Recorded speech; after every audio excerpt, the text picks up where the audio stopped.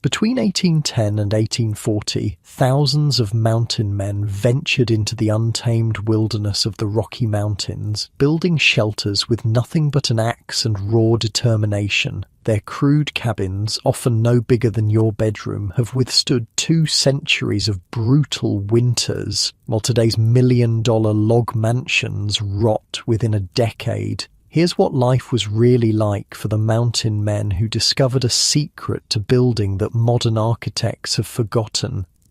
Before we begin tonight's story, if these help you drift off, I'd love if you left a like or subscribed. It helps me know I'm keeping you good company. And if you feel like it, drop a comment with where you're listening from and what time it is where you are. It's nice to think of some of you settling in for the night while others might be winding down your afternoon. All right, let's head back to the Rocky Mountains in the 1830s. Trust me, it's going to be quite a ride. But first, get comfortable. Seriously, adjust those pillows, pull up that blanket, because where we're going, you're going to want to be cozy. Your eyes snap open to darkness. The air in the tiny cabin is so cold your breath forms a cloud above your face. Outside, the wind howls through the pines, driving snow against the logs just inches from your head. The temperature is somewhere south of 20 below zero. Another brutal January night in the Rocky Mountains. You're probably thinking, no way anyone survived winter in these conditions. But wait, that's the crazy part. Not only did the mountain men survive, but they thrived in tiny cabins that modern builders would laugh at. You untangle yourself from the buffalo robe that's kept you from freezing solid through the night. Unlike your plush duvet right now, this heavy, hairy mass smells like, well, exactly what it is. A dead buffalo that's been scraped, stretched and smoke-tanned, but damn if it isn't warm. Your bare feet hit the dirt floor and you wince, not because it's cold, though it is, but because the ground is actually warmer than you expected, and this is your first clue to the forgotten genius of the mountain man's cabin. Hang on, I can hear you thinking, a dirt floor that isn't freezing in sub-zero temperatures? That doesn't make sense. Welcome to the Trapper's Tilt, a structure so brilliantly designed for survival that it'll make your modern, centrally heated house seem fragile by comparison. The cabin is tiny, 90 square feet, about the size of a modern bathroom. In the dim light filtering through the single oiled paper window, you can see the entire space. There's a small fire pit in the center with smoke lazily rising toward a hole in the roof. Your bedding area takes up one corner. A few steel traps hang from pegs on the wall. Dried meat dangles from the rafters. That's it. That's the whole place. You know what's wild about this little box of logs? In 2025, it would still be standing while that fancy timber frame vacation home with the cathedral ceiling and massive stone fireplace would be a rotting mess. I'm serious. The cabin you're in right now was built to last centuries, not decades. The mountain man would just laugh and go, "Y'all are building it wrong," and he'd be right. I spent way too long researching how these cabins were constructed, like concerningly long, and what I found blew my mind. These weren't just primitive shelters thrown together by desperate men. They were sophisticated systems that worked with nature instead of fighting against it. Now, get the fire going before you freeze. There's a small pile of kindling next to the fire pit and a larger stack of split logs against one wall. You grab your fire kit, a small leather pouch containing flint, steel, and some char cloth. A few strikes of steel against flint send sparks onto the char cloth. A gentle breath and the cloth begins to glow. You transfer this ember to a nest of dried pine needles, and within moments, you've got flames. The light grows stronger, revealing more details of your surroundings. The log walls aren't squared off like modern cabins. They're round, with the bark still attached in many places. But most shocking is the notching. Modern log homes have these perfect, tight-fitting notches at the bottom of each log. These logs have crude notches chopped into the top. Wait, that can't be right, you think. Wouldn't water collect in those notches and rot the logs? And there it is, the first of the mountain man's secrets that modern builders have forgotten. The enemy wasn't water, it was trapped water. Let me paint you a picture of what's happening in the $1 million log mansion that's currently rotting away in Aspen or Vale. The builder has carefully stripped, shaped and kiln-dried those massive logs. They've meticulously notched them on the bottom, creating perfect joints. Then they've sealed everything with modern chinking, basically cork on steroids. The place is airtight, just like modern building codes demand. But there's a problem. Logs are alive. They expand and contract with humidity and temperature. They absorb moisture from the air, and when that moisture gets trapped inside an airtight seal, well, that's when the black rot starts. Stay with me here, because this is where it gets weird. The mountain man's cabin isn't failing because it's crude. It's succeeding because it's crude. It's breathing. It's a living system. Oh, and that dirt floor that's weirdly warm, it's acting as thermal mass, storing heat from the fire and radiating it back during the night. The mountain man didn't need to understand physics to know it worked. The fire is crackling nicely now, and the small space begins to warm. You grab a handful of dried meat, stringy, smoky, and tough as leather, and gnaw on it while contemplating the roof. It's unlike any roof you've seen on a modern cabin. Instead of neat shingles or metal panels, it's a layered system. Long poles span from wall to wall, extending about 4 feet beyond the front wall to create a small porch area. On top of those poles are overlapping sheets of cedar bark, and on top of that is dirt and plants. This has to be the worst roof design ever, you might think. It's literally dirt and weeds. Except it's not. It's the second forgotten secret, a living roof that's practically maintenance-free and will last for decades.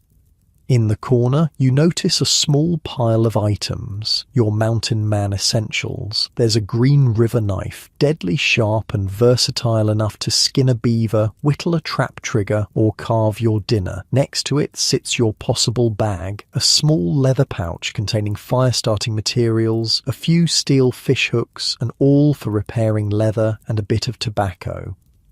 Your rifle, a .54 caliber Hawken, leans against the wall, wrapped in an oiled cloth to protect it from the damp. That rifle represents about a year's wages for a labourer back east. Out here, it's worth its weight in gold beaver pelts. I mean, imagine your entire survival depending on one tool that you can't replace. Like, if your iPhone breaks, you get a new one. If this rifle breaks 200 miles from the nearest trading post, well, hope you remember how to make snares.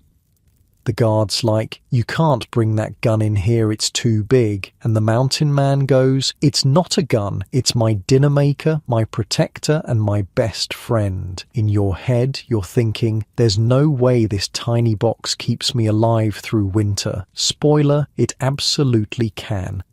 Outside, the wind picks up, howling through the pines and rattling the crude door. But inside, despite the simplicity, you're relatively comfortable. The small space heats quickly. The dirt floor radiates warmth. The buffalo robe provides better insulation than any modern sleeping bag. And most importantly, the cabin itself, this primitive structure, is working with the environment, not against it. What did a half-literate mountain man know that our best architects have forgotten? They understood that a log cabin is not just a house, it's a living organism. Modern log homes fail because they're built like sealed boxes, fighting against nature's forces. The mountain man's cabin succeeds because it's built to breathe, shift, and adapt. It's not static. It's dynamic. It changes with the seasons. It expands and contracts. It lets moisture in, then lets it out again. The fat ends of the logs are all placed toward the front of the cabin, creating a slight upward tilt to the roof. It's not much, just enough to shed water and snow, but it's perfect for the living roof system that keeps you dry. Consider the modern approach. Complicated gable roofs that require precise cutting and fitting. The mountain man's approach? Simple, tilted, effective. There are no nails in this cabin, no metal fasteners at all, except for perhaps a door hinge. Everything is held together by gravity, by the careful placement of logs, by the ingenious top-notch system that modern builders would scoff at. The trapper's tilt wasn't some accident of primitive construction. It was a sophisticated response to a harsh environment, developed through trial and error in conditions that would kill most modern outdoorsmen in days. Oh, and that strange, musty smell filling your fancy million-dollar log palace, that's black mold eating away at your investment. The only smell in the mountain man's cabin is wood smoke, leather, and maybe a bit of unwashed trapper, but the structure itself is dry, solid, and built to last another century. As the light grows stronger, you pull on your buckskin leggings and shirt. Unlike modern outdoor gear that needs replacing every few years, these clothes are nearly indestructible. The shirt's seams are fringed with strips of leather, not for decoration, but so you have emergency cordage if needed. Every aspect of mountain man life is practical, dual purpose, and efficient. You run your hand along one of the wall logs, feeling the rough bark and the crude notch. Modern builders would be horrified by these green, unseasoned logs, but the mountain man knew something they've forgotten. As these logs dried, they would shrink and tighten, making the structure stronger over time. He was building with time, not against it. The snow has stopped now, and thin winter sunlight streams through the oiled paper window. It's time to check your traps, the real reason you're out here in this frozen wilderness. The beaver pelts you collect will end up as fashionable top hats in London and Paris, earning you enough to live like a king for a few months during the summer rendezvous. But before you head out into the brutal cold, take one more look around this tiny, primitive shelter. It's going to keep you alive through temperatures that would freeze your modern car's engine solid. It's going to stand for nearly 2 centuries after you're gone. And it's built with a wisdom that modern builders, with all their technology and engineering degrees, have somehow lost. The forgotten knowledge of the mountain man wasn't just about survival, it was about understanding that we succeed not by conquering nature, but by working with it. You pull on your fur cap, wrap a wool scarf around your face, and push open the crude door. The blast of cold air takes your breath away. Another day in the life of a mountain man begins. A life harsh beyond imagination, but also filled with a freedom and self-reliance that's almost impossible to find in today's world. And as you step out into the pristine snow, you can't help but wonder, what other wisdom have we forgotten in our rush to improve upon the past? The cold bites at your face, the brutal reality of mountain life, making itself known with every breath. But that little cabin, that perfect, breathing, living system will be waiting for you when you return. Warm, dry, and built to outlast almost anything modern man can create. Unlike your cozy bed right now, with its perfect temperature and fluffy pillows, survival out here isn't guaranteed. It's earned through knowledge, through respect for the environment, and through building systems that work with nature rather than against it. The mountain men weren't just survivors, they were engineers, architects, and scientists who never went to school, and the knowledge they discovered, then passed down through generations, is now largely lost, replaced by building codes and modern materials that often fail to match the performance of these primitive techniques. But that knowledge isn't completely gone. It's still there in the remaining trappers' tilts, scattered throughout the Rockies, standing after nearly 2 centuries, silently testifying to the genius of their builders. And now you know the first secret. The cabin is alive. It breathes. It adapts. It works with the forces of nature rather than fighting them. But this living system had vulnerabilities. One mistake in the design, one flaw in the execution, and the entire structure could become a waterlogged death trap. And that's where we'll go next, into the details of exactly how these remarkable shelters were built, starting with the most controversial technique of all, the top notch. The bitter cold bites into your fingers as you work the steel trap. Setting beaver traps in January is a special kind of misery. The water's so cold it burns, numbing your hands within seconds. But the pelts are prime in winter, and prime pelts mean good money at the rendezvous. You've been working this valley for 3 months now, built your tilt in just 5 days back in October, right before the first serious snow. Most folks back east wouldn't believe that. 5 days to build an entire cabin, but that's another piece of forgotten knowledge. Speed wasn't just convenient, it was survival.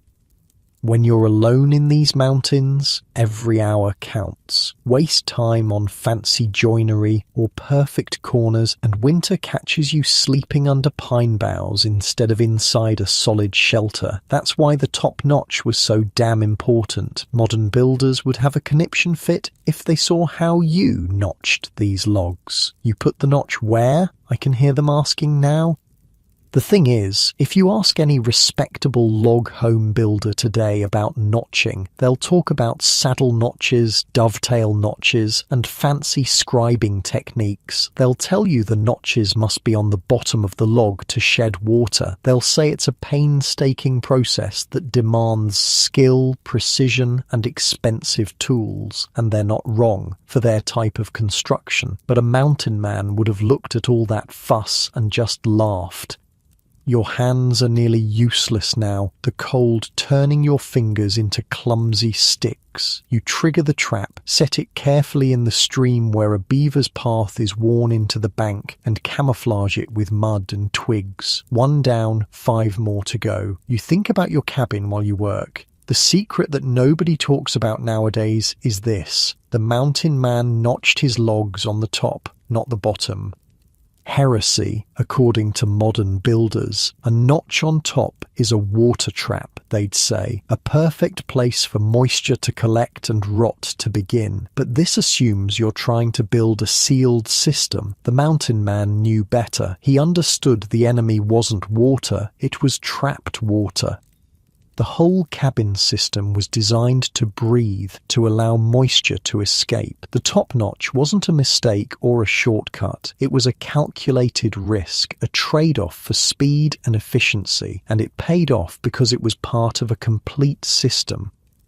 Let me walk you through how a mountain man like you would have built that cabin back in 1830. Picture this. It's early October. Winter's coming. You've found a good spot near a stream with plenty of beaver sign. There's a small clearing surrounded by straight lodgepole pines. Perfect building material. First, you'd find 2 fallen logs for your sill logs, the foundation. If none were available, you'd chop down 2 trees, no concrete pad, no gravel base, nothing fancy, just 2 logs laid directly on the ground or half buried in the earth for stability. Wait, directly on the ground. Without a foundation, modern builders would be horrified. That'll rot within a year, they'd protest. Except it doesn't, because those sill logs were usually cedar or another naturally rot-resistant wood, and because the whole system was designed to breathe and adapt. Next, you'd cut enough logs for your walls. For a standard 10x9 foot trapper's tilt, that's about 40-50 logs, depending on their diameter. Using just an axe, a good Green River trade axe weighing about 3 pounds, you could fell a 30-foot pine in under 20 minutes. Hang on, you might be thinking. Wouldn't those logs need to dry and cure for months before building? Nope. And that's the next piece of forgotten knowledge. Mountain men used green, unseasoned logs, often with the bark still on. Modern builders would consider this amateur hour. Green logs will shrink, warp, and crack as they dry, they'd warn. And they're right. The logs do shrink and settle as they dry, but that's not a bug. It's a feature. The mountain man knew that as green logs dried, they'd shrink and settle, actually tightening the structure over time. He wasn't fighting this natural process. He was using it to his advantage. Your second trap is set now, the cold making every movement painful. 4 more to go. Your thoughts drift back to how quickly that cabin came together. The most ingenious part was the top-notching technique. It allowed you to log up with incredible speed. A skilled woodsman, and after a season in the mountains, you became very skilled, could chop a notch in a green cedar log in just 3 minutes. 3 minutes. Let that sink in. You could set an entire log in place in about 12 minutes. The whole cabin could be walled up in a matter of days, not weeks.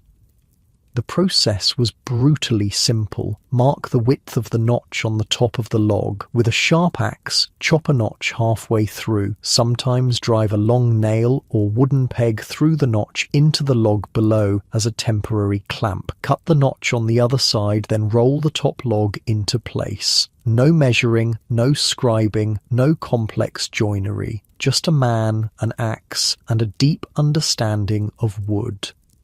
Modern log home construction is like building a piece of furniture, precise, measured, deliberate. Mountain man construction was more like carving a tool in an emergency, fast, functional, good enough. The cold is really setting in now. The sun hides behind grey clouds, and your breath hangs in the air like smoke. As you move to your third trap site, you realise your feet are going numb too. Winter in the Rockies doesn't just kill the careless, it erases them completely.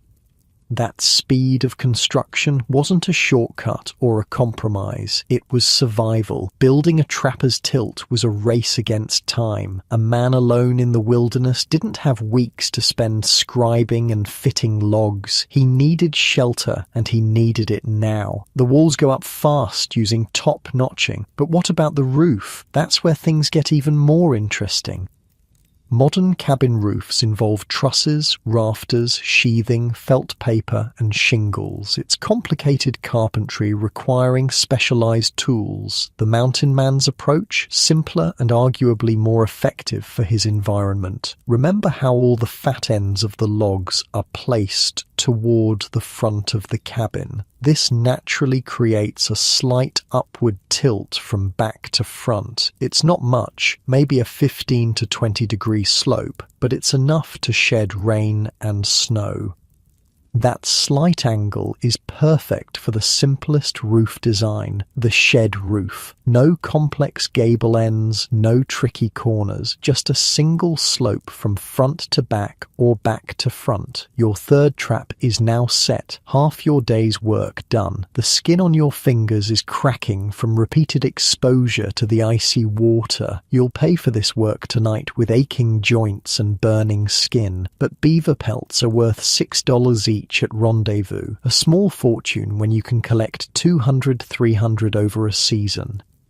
You think about the finished cabin as you work. After the walls were up, the roof went on with similar speed. First, a layer of long, slender poles, usually tamarack or lodgepole pine, laid across the top of the walls. These poles extended about 4 feet over the front, creating a small porch area that kept snow away from the entrance.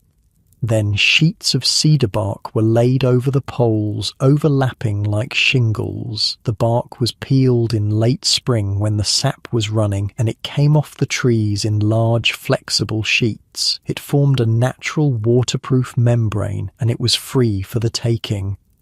But here's where mountain men really showed their genius. The final layer was a thick blanket of sod, dirt, and moss. Several inches thick, it served multiple purposes. It held the bark in place, protected it from wind, provided massive insulation, and most importantly, acted like a giant sponge. That living roof absorbed rainwater and released it slowly, preventing it from ever reaching the logs below. It wasn't fighting water, it was managing it.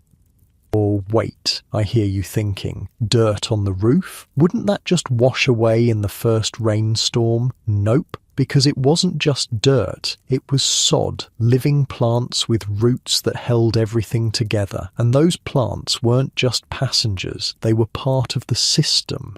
As they grew, their roots strengthened the roof.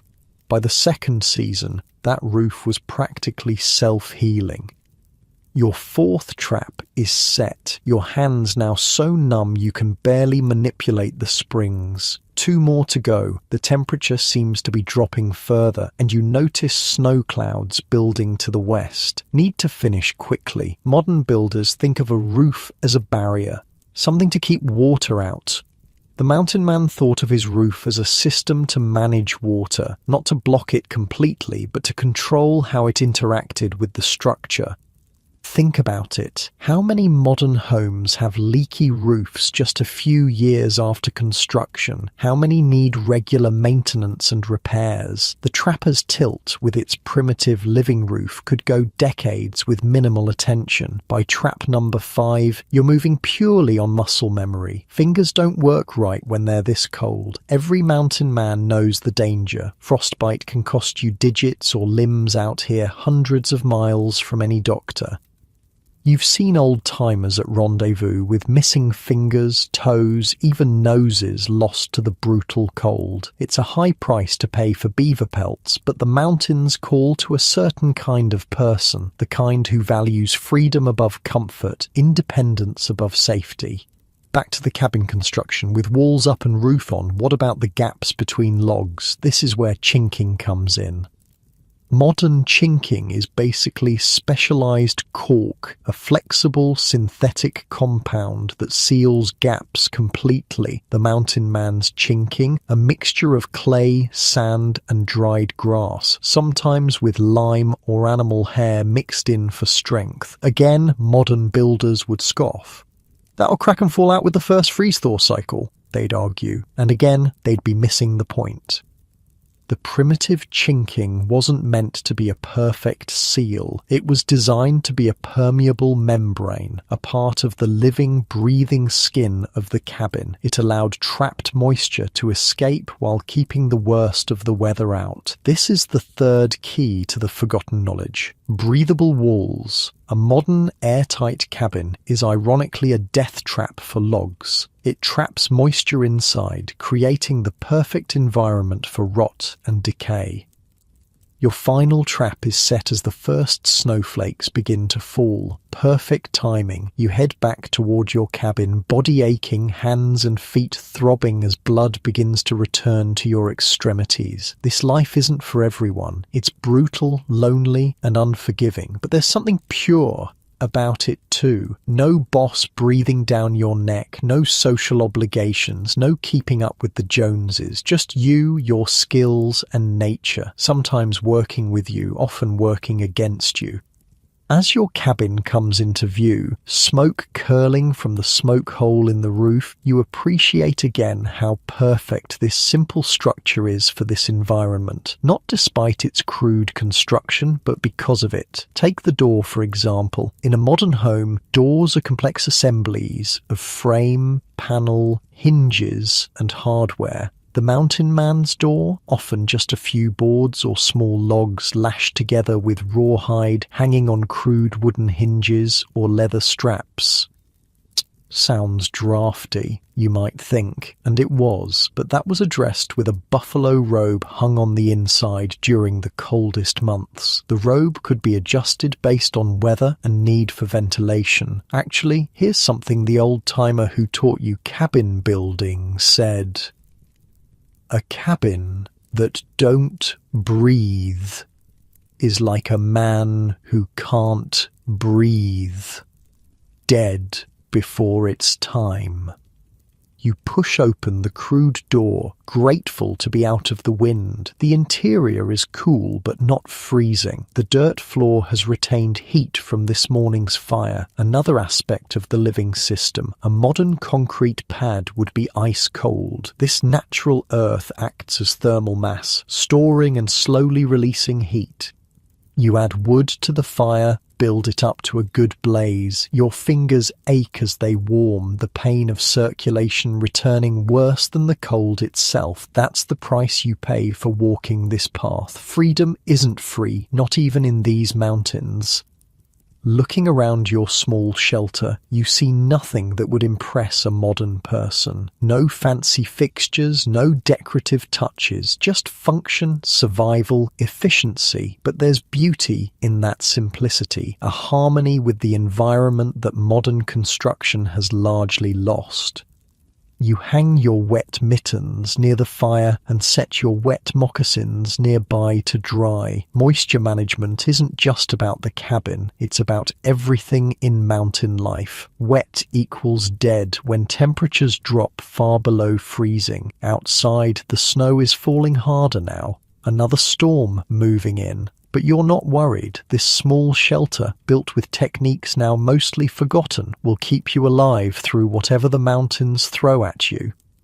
A modern builder would look at this cabin and see only what's missing. No foundation, no vapor barrier, no manufactured materials, but what's present is far more important. A deep understanding of how to work with natural materials and natural processes.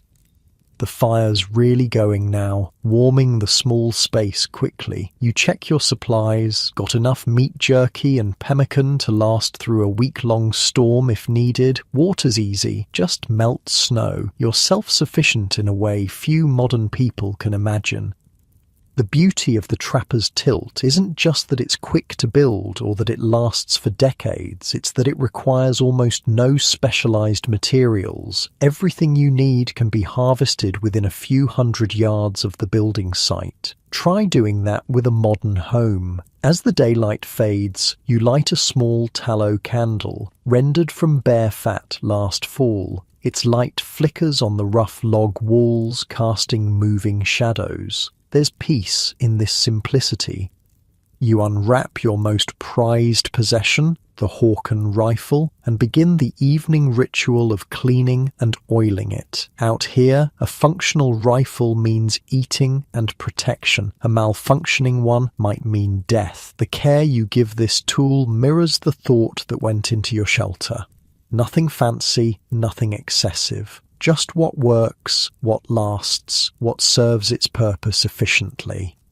Speaking of which, that little slope in your roof created by placing the fat ends of the logs toward the front, that's not just good for drainage, it creates a natural draft that pulls smoke up and out of the cabin. No complex chimney required. It's getting dark now, another long winter night beginning. By modern standards, this existence is harsh beyond imagining. No running water, no electricity, no convenience foods or entertainment. But there's something to be said for the direct connection to survival. Every action has immediate consequences. Every skill directly contributes to staying alive.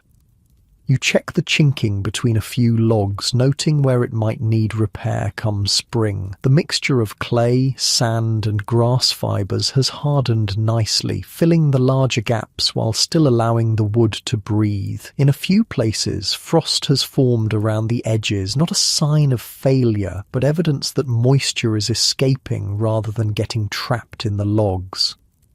The wind picks up outside, howling through the pines and rattling your door, but inside it's surprisingly comfortable, not warm by modern standards, but survivable. And in the mountains in winter, that's all that matters. The design choices that went into this cabin weren't random or simply primitive. They were solutions evolved through harsh trial and error in conditions where mistakes meant death.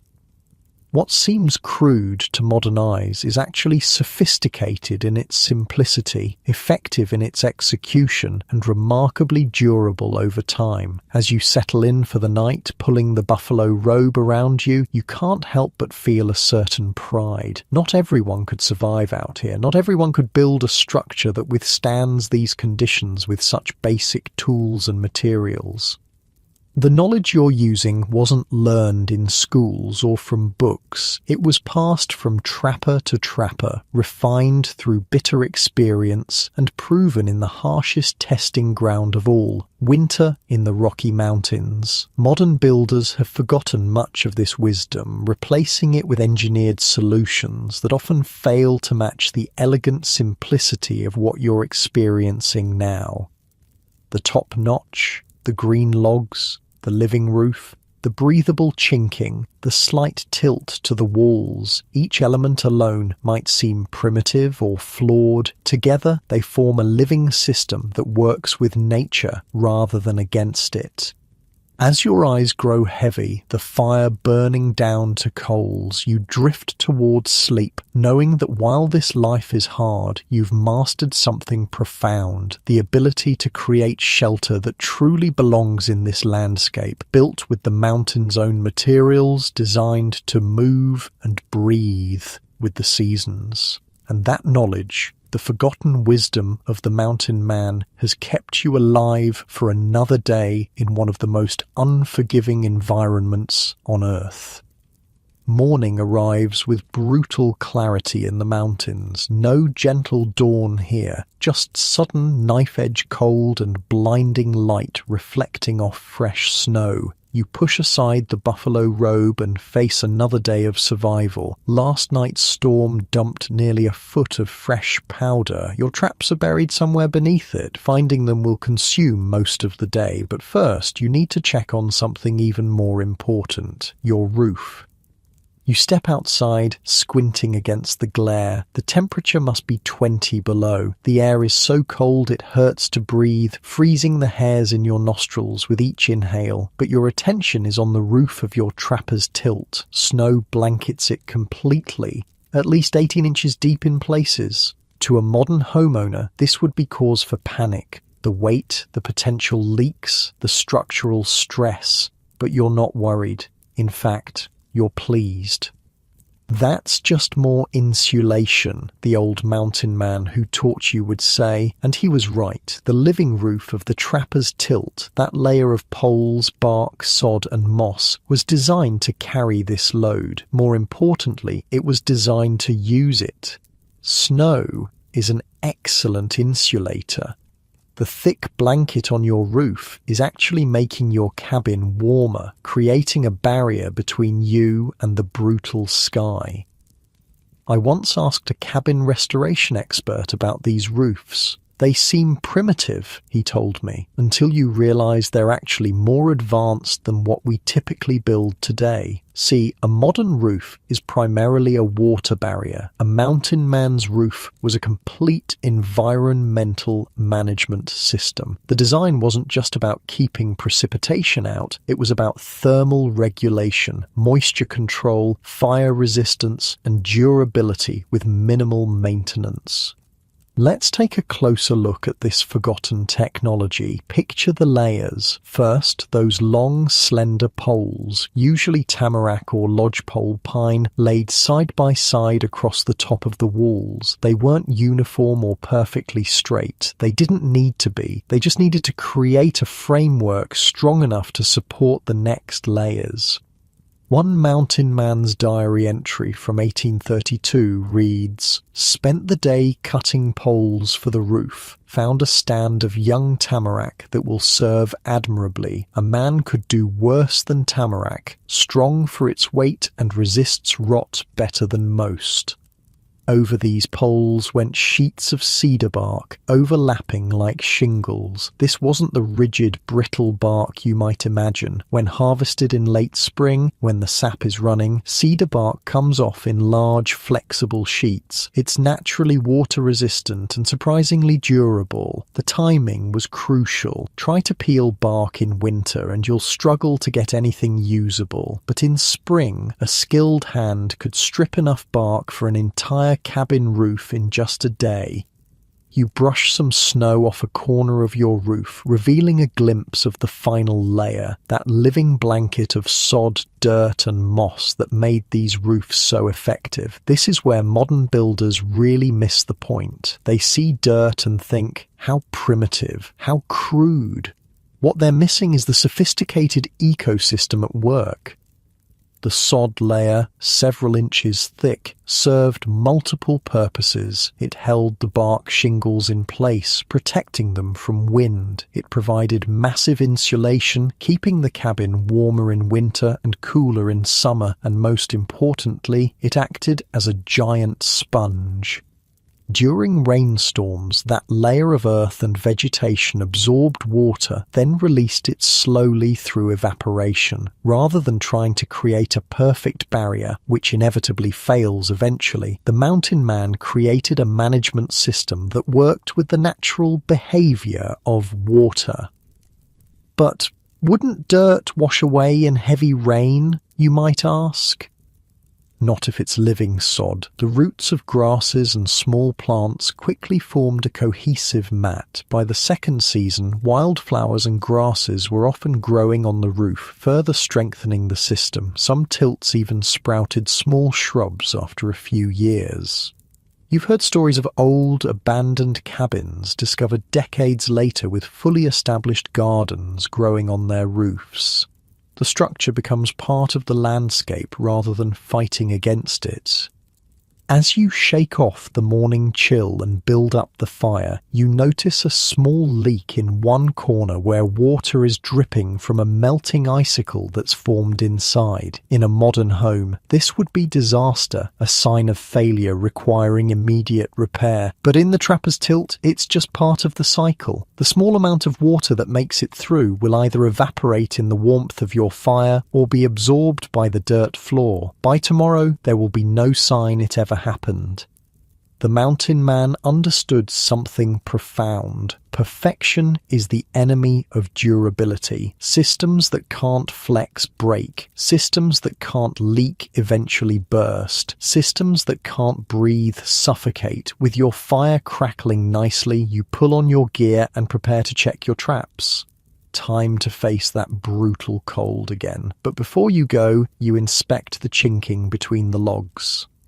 Modern chinking is basically cork, a synthetic barrier designed to create an airtight seal. The mountain man's chinking was a mixture of mud, clay, sand and dried grass or animal hair, materials available anywhere you might build. My grandmother would have called it cob, an old-timer, at the last rendezvous told you. Same stuff they built houses with in the old country, lasts for centuries if you do it right. The mixture varies from region to region, builder to builder. Some used more clay for a harder set. Others preferred a sandier mix that remained somewhat flexible. In areas with limestone, a bit of lime might be added to help it set. What made this chinking special wasn't its composition, but its function. It wasn't designed as an airtight seal. It was a permeable membrane, part of the living, breathing skin of the cabin. When humidity was high, the clay absorbed some moisture. When the air dried, that moisture was released. This constant exchange prevented the logs from rotting, the primary cause of failure in modern log structures. You push open the door and step into the shocking cold.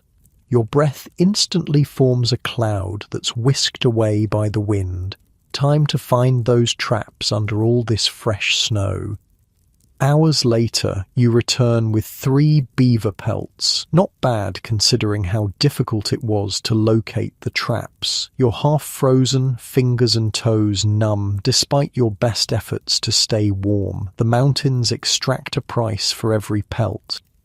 Inside your tilt, the transformation is immediate. It's not exactly warm by modern standards, but compared to the killing cold outside, it feels like a furnace. Your small fire has kept the space survivable, and the cabin's design has retained that precious heat.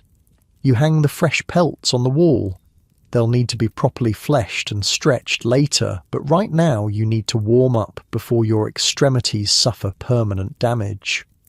As feeling painfully returns to your fingers, you contemplate the pelts. Each one represents about $6 at the summer rendezvous. A good trapper might collect 200, 300 in a season, enough to live like a king for months. But the mountain exacts payment in pain, risk, and isolation. Is it worth it? A newcomer asked you last summer, watching you spend your hard-earned money on whiskey and supplies. You didn't answer then. The question seemed to miss the point. The mountain men weren't here just for money. They were here for freedom, for the challenge, for a life unbounded by society's constraints. As evening approaches, you prepare a simple meal, pemmican with a handful of dried berries mixed in for variety. The pemmican is your own make, rendered fat mixed with dried, pounded meat and berries. It's calorie-dense and keeps through the winter without spoiling. A handful contains enough energy for hours of hard work in the cold. Your body warmed and hunger satisfied, you turn your attention to the pelts. Each needs to be stretched on a willow hoop frame to dry properly. It's meticulous work, but your hands know it well after years in the mountains. While you work, a sound catches your attention. A faint creak from the roof. The cabin is talking to you. Modern buildings are silent, or at least they're supposed to be. Creaks, shifts and groans are seen as flaws, but the trapper's tilt is different. It's alive, responding to temperature changes, snow load, wind pressure. That creak isn't failure, it's adaptation. The living structure is shifting slightly under the weight of snow, finding a new equilibrium. By morning it will have adjusted completely. This constant, subtle movement is why the crude top-notching and green logs work. The structure isn't fighting natural forces, it's yielding to them, accommodating them, then returning to form when they pass. You finish with the pelts and hang them where they'll catch the heat from the fire without scorching. By morning, they'll be ready for proper stretching on the frames.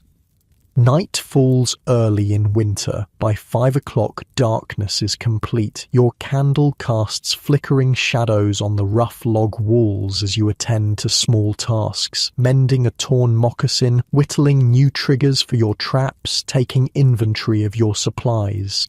It's during these quiet evening hours that the true value of the trapper's tilt becomes most apparent. Outside, the temperature plummets to 30 below. The wind rises, driving snow through the pine branches with a sound like distant surf. These conditions kill. They kill quickly and without mercy. But inside your crude shelter, life continues, not in comfort by modern standards, but in security. The fire's warmth, the buffalo robe's insulation, the cabin's protection from wind and snow, together they form a bubble of survival in a hostile world. The old mountain man who taught you cabin building had a saying, "The difference between living and dying out here ain't how fancy your shelter is, it's how well it works with what the mountain throws at it." Modern buildings fight the elements. They try to create perfect barriers against heat, cold, moisture, and they fail. Sometimes quickly, sometimes slowly, but inevitably, because nothing man-made can permanently resist nature. The trapper's tilt doesn't fight. It accommodates. It flexes, breathes, adapts. It's built with an understanding that perfection is impossible, so resilience becomes the goal instead. As you prepare for sleep, banking the fire to last through the night, you run your hand along one of the wall logs. Beneath the rough bark, you can almost feel the life still present in the wood. These trees aren't truly dead. They've just been repurposed. Their natural properties, insulation, strength, resilience, continue to serve now as your shelter rather than as living plants. This connection to the natural world is something modern construction has largely lost. We've forgotten that we don't need to conquer nature to survive within it. Sometimes working with its forces is far more effective than working against them. You wrap yourself in the buffalo robe, positioning yourself near the banked coals of the fire. Sleep comes quickly after a day of physical labor in the cold. Your last thought before drifting off is appreciation for this simple shelter, this living system that keeps death at bay in one of Earth's harshest environments. Morning brings new challenges. The temperature has risen slightly, causing the snow on your roof to begin melting. In a modern house, this would mean potential ice dams, leaks, structural damage. For your trapper's tilt, it's just another day in the seasonal cycle. As the snow melts, water percolates through the sod layer, where much of it is absorbed. Some makes its way to the bark layer, where it either runs off or is directed to the edges by the slight slope of the roof. A small amount might find its way through, creating minor drips inside, but the dirt floor simply absorbs this moisture, completing the cycle. After a breakfast of jerky and coffee, real coffee is a luxury in the mountains, saved for the coldest mornings when you need the boost. You head out to check your traps again. The day brings mixed results. 2 beavers, but one was partially eaten by a wolverine before you arrived. The mountains give and take with equal indifference. By mid-afternoon, clouds build on the western horizon. Another storm approaches. You can feel it in the changing pressure, see it in the way the light shifts. Time to head back to the tilt. You arrive just as the first snowflakes begin to fall. Inside, you build up the fire and prepare for another evening of isolation as the storm rages outside.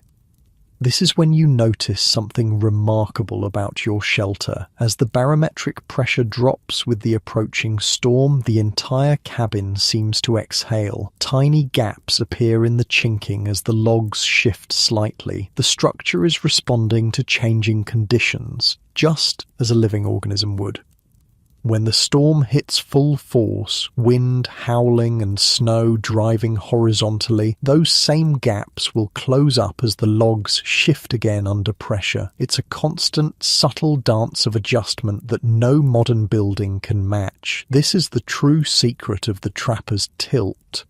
Not any single technique like the top notch or the living roof, but the integration of all these elements into a complete system that breathes, flexes, and adapts. Modern builders have forgotten this holistic approach. They focus on individual components, better waterproofing, stronger fasteners, more efficient insulation, without understanding how these elements interact as a system. The storm arrives with full fury just after sunset. Wind screams through the pine forest, driving snow through any gap it can find. Inside, your fire flickers from the draft, but the cabin holds firm. You've survived worse.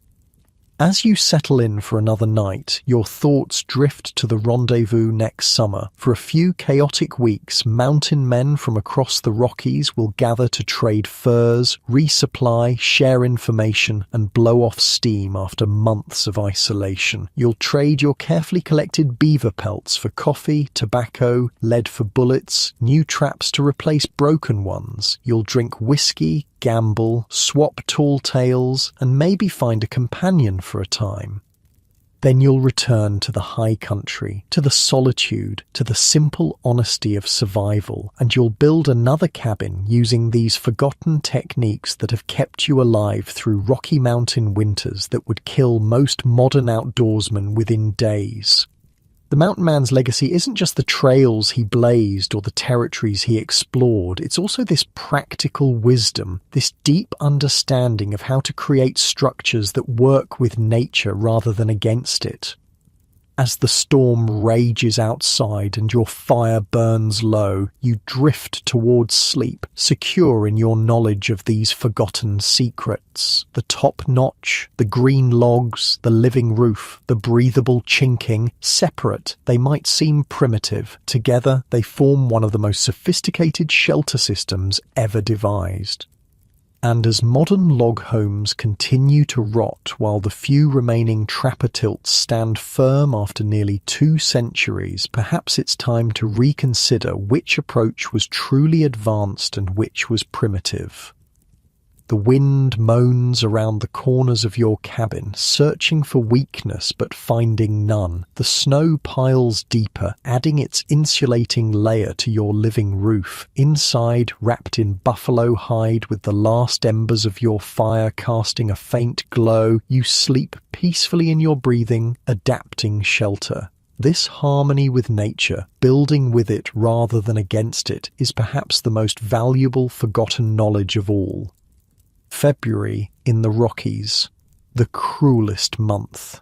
You've been in this valley for nearly 4 months now, with another month or so before the spring thaw begins. Your beard has grown wild, your skin has turned leathery from wind and smoke, and your body has adapted to perpetual cold. You've become something between man and animal, a creature of pure survival. Morning begins the same way it has for weeks. You emerge from your buffalo robe, teeth chattering despite sleeping fully clothed except for your moccasins. The fire died during the night, leaving only grey ash and a few faintly glowing coals. The temperature inside the cabin has dropped to just above freezing, cold enough to see your breath, but warm enough to keep water from turning to ice. That's the magic of the trapper's tilt, even without active heating. First thing you do when you wake up is make fire, old Williams told you when you first came to the mountains. Do it before you piss, before you stretch, before you think about breakfast. Fire first, everything else second. Smart advice. You kneel before the fire pit, arranging kindling over the coals, then blowing gently until flames appear. The routine is so ingrained you could do it blindfolded. While the fire builds, you take stock of your living situation. After months in this 9x10 foot space, you know every inch intimately. Your beaver traps hang from pegs on one wall. Your rifle rests in the corner nearest your sleeping spot. Snowshoes hang beside the door. Meat and pemmican are stored in leather bags suspended from the rafters to keep them away from mice. You've created small luxuries over time, a 3-legged stool made from a log section and pine branches, a crude table from split logs, shelves made from notched sticks driven between logs in the wall. These small comforts make the isolation more bearable. The cabin itself has changed subtly since you built it. The green logs have begun to dry and shrink, tightening the structure. You've had to add chinking in places where gaps appeared. The dirt floor has compacted from use, creating a smooth, hard surface that's surprisingly easy to keep clean with a pine branch broom. By modern standards, it's primitive beyond imagination. No running water, no bathroom, no electricity, but it's perfectly adapted to its purpose, keeping you alive through a Rocky Mountain winter. The fire's burning well now, pushing back the cold. You pull on your moccasins and head outside to gather more firewood from your steadily diminishing pile. The snow has stopped, revealing a bluebird day with temperatures well below 0, the kind of cold that freezes exposed skin in minutes. Back inside, you melt snow for water and prepare a breakfast of pemmican with a handful of dried service berries mixed in. The berries are a treasure, gathered last summer and carefully dried for winter use. Their tartness cuts through the richness of the pemmican, offering a welcome change to your monotonous diet. Jesus, do you guys just eat meat all the time? A greenhorn asked at last year's rendezvous, watching you tear into a buffalo steak. What else is there? Another trapper replied, genuinely confused by the question. The diet of a mountain man was heavily meat-based, especially in winter. Pemmican, jerky, fresh game when available. In summer, you'd supplement with berries, roots, and plants learned from watching local Indian tribes. But winter was meat, meat, and more meat. Your body adapted, burning fat for energy in the constant cold. After breakfast, it's time to check the traps again, but first, maintenance. Everything in mountain life requires constant upkeep. Your rifle, your traps, your moccasins, your cabin. Neglect means death. You notice a spot where snow has begun to melt through the roof, creating a small drip near one wall. In a modern home, this would be a crisis requiring immediate professional repair. In your trapper's tilt, it's a minor issue easily fixed. You climb onto the table and reach up to the spot where water is coming through. The bark layer has shifted slightly, creating a small gap. You grab a handful of the moss and grass mixture that's part of your chinking material, kept in a corner for repairs, and stuff it into the gap from below. Problem solved. This adaptability, the ability to make quick, effective repairs with materials at hand, is another advantage of the primitive construction. No special tools or materials needed, no expensive contractors, just simple solutions that work. With the leak fixed and your gear checked, you head out for another day of trap checking. The life of a mountain man follows the rhythms of necessity rather than the clock. You work until the work is done, rest when rest is needed, and keep a constant eye on the weather, which can turn deadly within hours. By mid-afternoon, you return with 2 more beaver pelts. Not a great haul, but every pelt means money at the rendezvous. You're up to nearly 120 for the season, a respectable number that should fetch close to $700, enough to buy supplies for next year and enjoy some luxuries during your time back in civilization. As you prepare the new pelts, scraping them clean of fat and flesh with your skinning knife, your thoughts drift to the community you're a part of, despite this solitary existence. The popular image of the mountain man is a lone wolf, completely isolated from human contact. The reality was more complicated. While you might go months without seeing another person during winter, mountain men formed a tight-knit community connected by shared knowledge, experiences, and the annual rendezvous.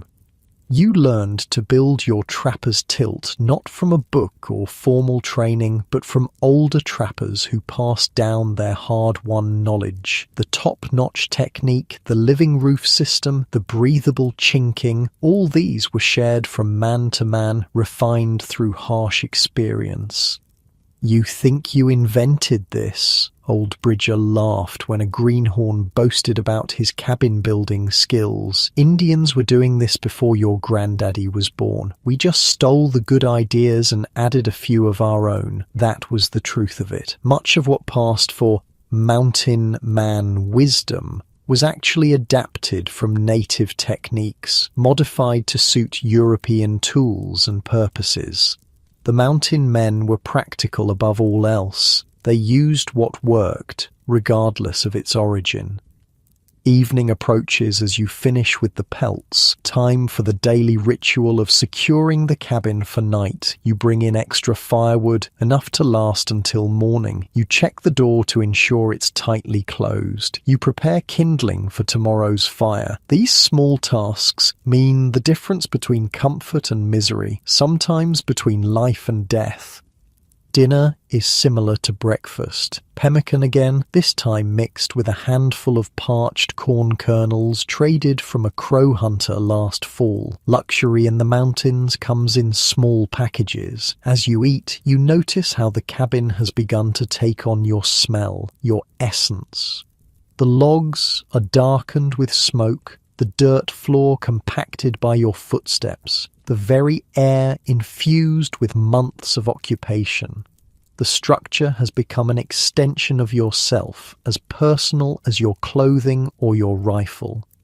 This intimate connection between shelter and occupant is something modern housing has largely lost. People today switch homes like changing clothes, never developing the deep relationship that comes from building your own shelter and adapting it over time. With darkness falling early, you have hours to fill before sleep. Modern people, accustomed to constant entertainment, would go mad with boredom. But you've developed the patience that mountain life requires.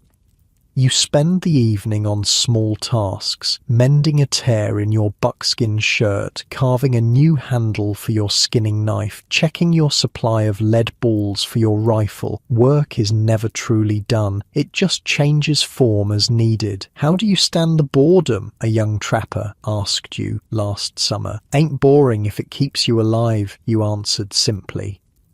That's the mountain man philosophy in a nutshell. Practical, focused on survival, finding purpose in necessity rather than distraction. As you work, you think about the other trappers scattered across these mountains. Jenkins might be 40 miles north in the next valley. Francois and his flathead wife are probably camped near the big lake to the west. Old Williams is likely holed up in his permanent cabin near the trading post. Though separated by vast distances, you're connected by shared experience. Come summer, you'll gather at rendezvous, sharing stories of winter hardships, comparing pelts and profits, drinking and fighting and cementing the bonds that this harsh life creates. Fatigue eventually overtakes you. You bank the fire carefully. Not too much fuel, which would waste wood, but enough to keep coals alive until morning. Then you wrap yourself in the buffalo robe and settle onto your bed of pine boughs covered with a wool blanket. It's not memory foam, but your body has adapted to it. After a day of physical labor in the cold, sleep comes quickly, regardless of comfort. Morning brings unexpected warmth. A Chinook wind has blown in overnight, raising temperatures by 40 degrees. These dramatic swings are common in the Rockies, brief respites from winter's grip that can be both blessing and curse. The sudden warmth means melting snow, which tests your cabin's water management system. The living roof absorbs the meltwater, while the slight tilt of the structure directs runoff away from the foundation logs. Modern cabins often suffer during these thaws, with ice dams forming on roofs and meltwater finding its way into walls. Your primitive shelter handles it with ease. You use the warmer weather to perform tasks that are difficult in deep cold, chopping extra firewood, making repairs to external elements of the cabin, even washing your spare clothing in the partially thawed stream. By mid-morning, you've checked half your trap line. The warm spell has made the beavers more active, and you collect 4 pelts. A good day by any standard. Returning to your cabin, you notice something that would shock modern sensibilities. Small mushrooms and moss growing in one corner where the logs meet the dirt floor. In today's world, this would be seen as a problem. Mold, fungus. Call the remediation experts immediately. But to a mountain man, this isn't a flaw, it's part of the living system. The small amount of moisture that enters is processed by these organisms, which help prevent the logs from rotting. It's nature's own maintenance crew, working in harmony with your shelter, rather than being treated as an invader. This small detail illustrates the fundamental difference between modern and mountain man approaches to building. Modern construction tries to create perfect, sterile environments completely separated from nature. The mountain man created permeable boundaries that worked with natural processes. The warm spell lasts 3 days before winter reasserts its dominance. During that time, you collect 12 beaver pelts, a windfall that significantly boosts your season's total. When the temperature plummets again and snow returns, you're well prepared. Extra firewood stacked, traps cleaned and reset, cabin repairs completed. This constant readiness, this awareness of nature's rhythms is as much a part of mountain man life as the physical skills of trapping and building. February gives way to March. Days grow noticeably longer. The sun carries real warmth when it shines. Your thoughts turn increasingly to spring and the changes it will bring. Your cabin, which has sheltered you through the most brutal months, will soon serve different purposes. As temperatures moderate, you'll spend less time inside. The small space that felt cozy in January will feel cramped by May. You'll sleep outside more often, using the cabin primarily for storage and protection from spring storms. By June, you'll leave this valley entirely, heading for rendezvous with your accumulated pelts. The cabin will sit empty through summer and fall. Some mountain men return to the same spot year after year, maintaining and improving their structures over time. Others build new shelters each season, following the beaver to fresh territory. Either way, the principles remain the same. Work with nature, not against it. Build quickly and efficiently with materials at hand. Create systems that breathe and adapt rather than rigid structures that fight natural forces. As March progresses, you begin preparations for the eventual journey to rendezvous. Pelts must be properly dried and bundled. Equipment must be repaired or replaced. Routes must be planned to avoid both natural hazards and potentially hostile native tribes. Through it all, your little trapper's tilt serves faithfully as outside temperatures swing wildly below zero at night, above freezing during the day. The interior remains relatively stable. The thermal mass of the dirt floor and thick logs moderates extremes. The breathable construction prevents condensation from becoming a problem. The living roof adjusts to changing conditions. One particularly warm afternoon, you sit outside on a log, enjoying rare sunshine and taking stock of your winter. Survival itself is an accomplishment in this environment. The pelts you've collected represent not just profit, but proof of skill and endurance.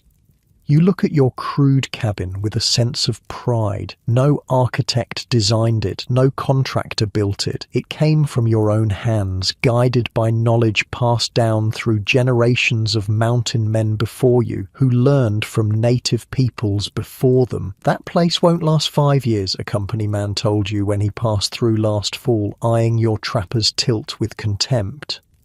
You just smiled. You've seen abandoned cabins built this way that were still standing after 30 years, while the fancy trading post had to be rebuilt twice in the same period due to rot and structural failure. The knowledge embedded in these simple structures represents something profound. Generations of trial and error in one of Earth's harshest environments, distilled into practical techniques that work with natural forces rather than against them.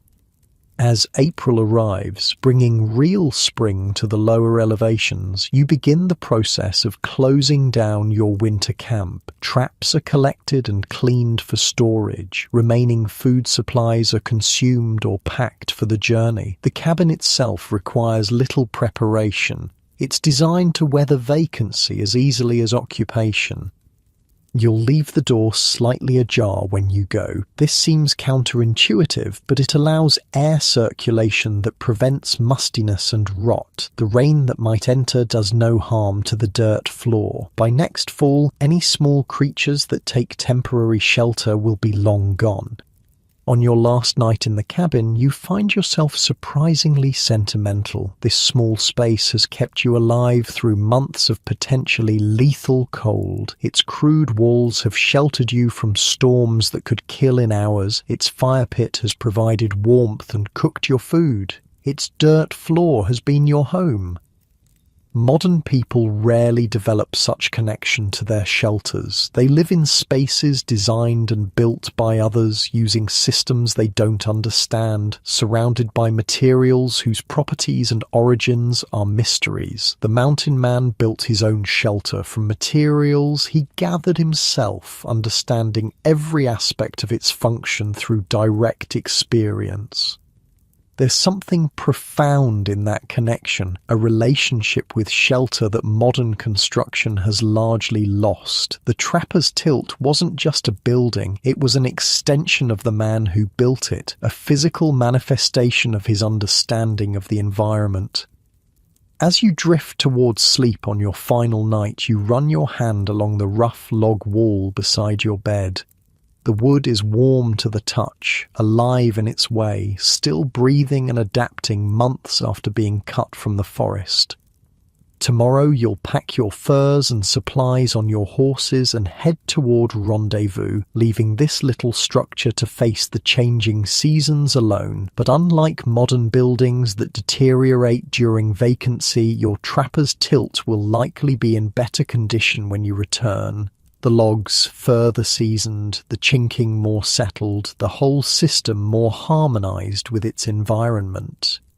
That's the final secret of the mountain man's approach to building. Structures that improve with time rather than degrading, that work with natural processes rather than fighting them. Morning brings clear skies and mild temperatures, perfect weather for beginning the long journey to Rendezvous. You pack efficiently. The habits of mountain life don't allow for excess or waste. With your furs carefully bundled and your few possessions packed, you take a final look around the cabin that has been your home through the brutal Rocky Mountain winter. In its crude simplicity, it represents a sophistication that modern construction has largely forgotten. The wisdom of building in harmony with nature rather than in opposition to it. You close the door behind you, leaving it unlatched so the wind can open it slightly. The trapper's tilt will breathe, adapt, and endure, just as it was designed to do nearly 2 centuries ago, when the mountain men discovered building secrets that our best modern architects have somehow forgotten. The journey to Rendezvous begins at dawn. You secure the last bundle of furs to your pack horse, take a final glance at the trapper's tilt that kept you alive through winter, and set your face toward the gathering place. Ahead lies 200 miles of mountain travel, crossing swollen spring streams, navigating passes still choked with snow, and keeping a sharp eye out for Blackfoot war parties who'd love nothing better than to separate you from your hard-earned pelts.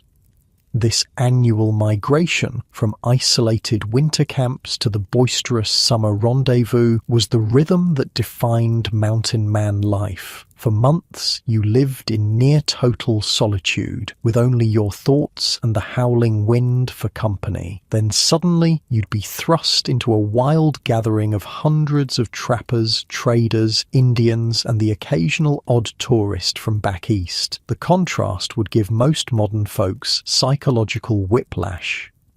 Your first day on the trail is easy going. The valley floor has mostly thawed, revealing patches of new grass that your horses devour eagerly after a winter of dried forage. You make 15 miles before setting up a simple camp, just a small fire and your buffalo robe under the stars. After months in the confined space of your cabin, even this basic shelter feels luxuriously spacious. As you chew on jerky and watch the fire, your thoughts turn to the economics that drive this whole enterprise, the complex system that connects your solitary winter work to the fashionable streets of London and Paris. It's easy to romanticize the mountain man's life as some pure escape from civilization and commerce. The reality was far more complex. You were essentially a remote worker in a global supply chain, one that stretched from these Rocky Mountain streams all the way to European fashion houses.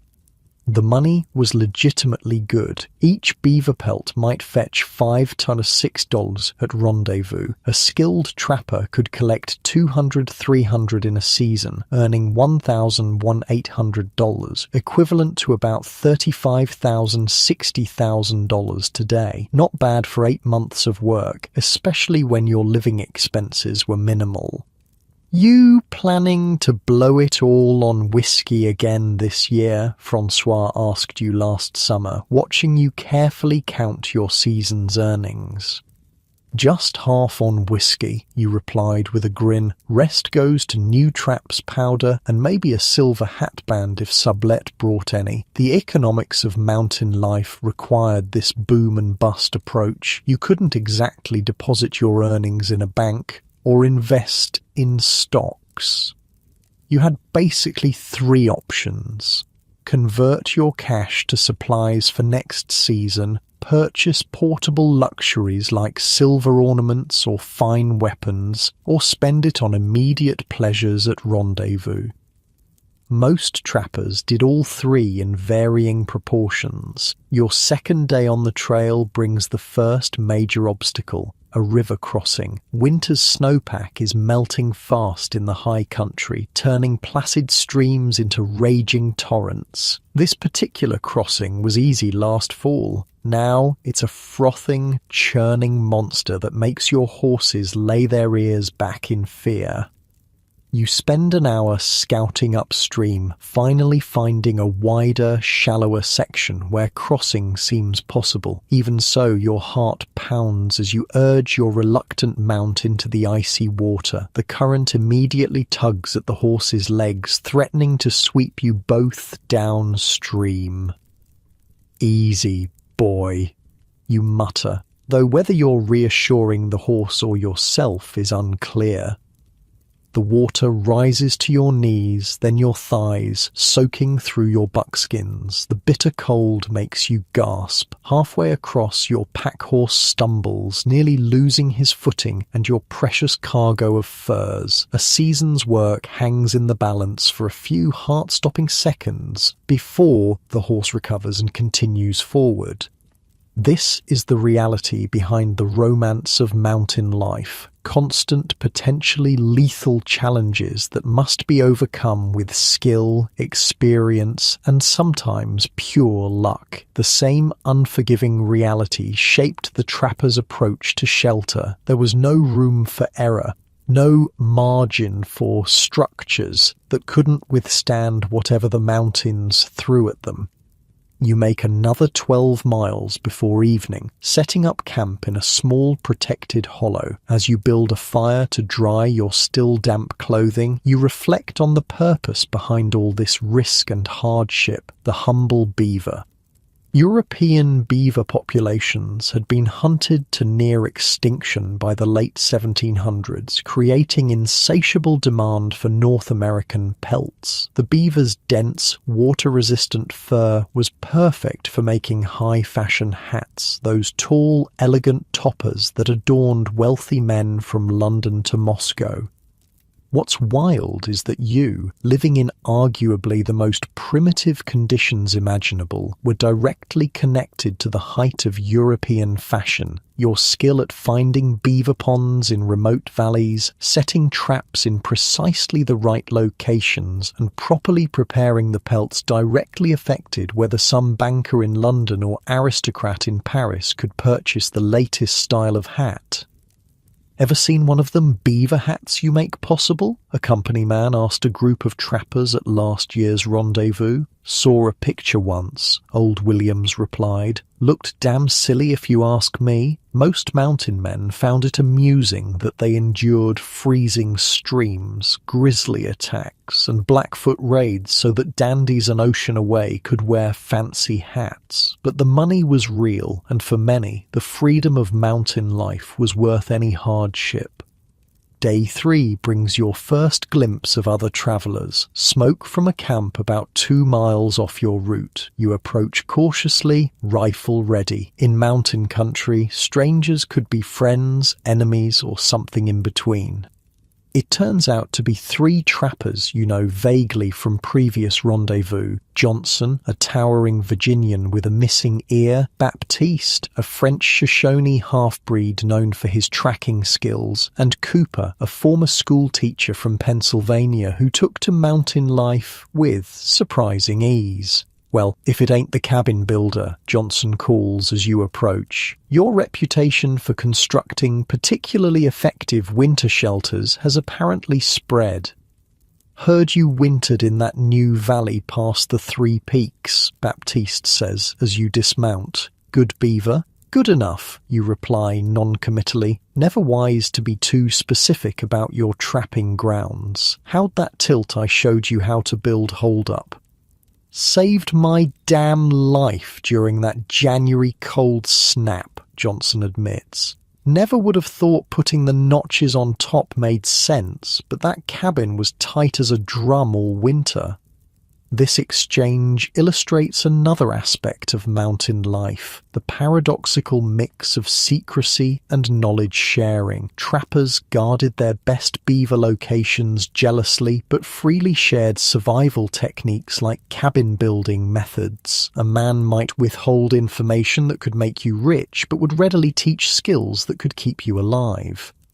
You share their fire and food for the night, exchanging news and rumors. 3 crow hunters killed by Blackfoot near the Big Bend. Company bringing new trade goods this year, including actual glass windows for those building permanent cabins. A new settlement growing near the eastern passes, bringing more tourists and curiosity seekers to rendezvous. The conversation eventually turns to shelters, with each man describing his winter accommodations and any innovations they've developed.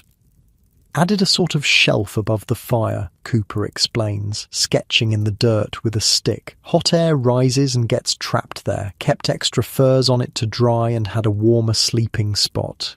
Been experimenting with that mixture the flatheads use for chinking," Baptiste adds. "Clay, grass, and some kind of root they pound to powder. Sets hard but still breathes. Best I've ever used." This constant refinement, this sharing of techniques and innovations, was how the trapper's shelter evolved. Despite having no formal documentation or training, it was practical knowledge passed man to man, tested against the harshest conditions imaginable. You part ways the next morning, each group following their own route toward rendezvous. The remainder of your journey passes without major incident. A minor horse lameness that resolves after a day's rest, a tense but ultimately peaceful encounter with a small band of Shoshone hunters. A difficult mountain pass, still deep with rotting snow. 15 days after leaving your winter cabin, you crest a final ridge and see it, the sprawling, chaotic encampment of the annual rendezvous. Hundreds of lodges and tents spread across a lush valley. Smoke from dozens of fires rises into the clear summer sky. The distant sounds of shouting, laughter, and occasional gunfire drift up to your position. After months of solitude, the sensory impact is overwhelming. You take a moment to prepare yourself before urging your horses down toward the gathering. The rendezvous system was a stroke of commercial genius. Before its establishment in 1825, trappers had to travel all the way to St. Louis to sell their furs and buy supplies. William Ashley of the Rocky Mountain Fur Company realized it would be more efficient to bring the trading post to the trappers, setting up a temporary market in the mountain country each summer. As you ride into camp, the contrasts of rendezvous life are immediately apparent. Company men in relatively clean Eastern clothing staff elaborate trading areas with carefully arranged goods. Nearby, mountain men in ragged buckskins and greasy beards compare pelts and boast of their winter exploits. Native people from multiple tribes set up their own camps on the periphery, bringing meat, horses, and handicrafts to trade. You make your way to the Rocky Mountain Fur Company's main trading area, where your season's harvest will be evaluated and purchased. The bundle of beaver pelts representing months of freezing work is untied, each skin examined carefully by the company buyer.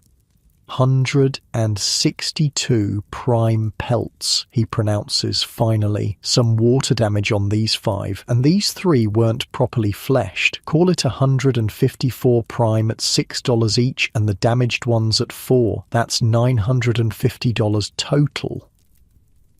You expected this.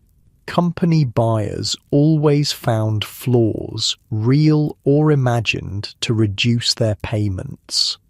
Still, it's a good sum, enough to re-outfit completely and have plenty left for luxuries and celebration.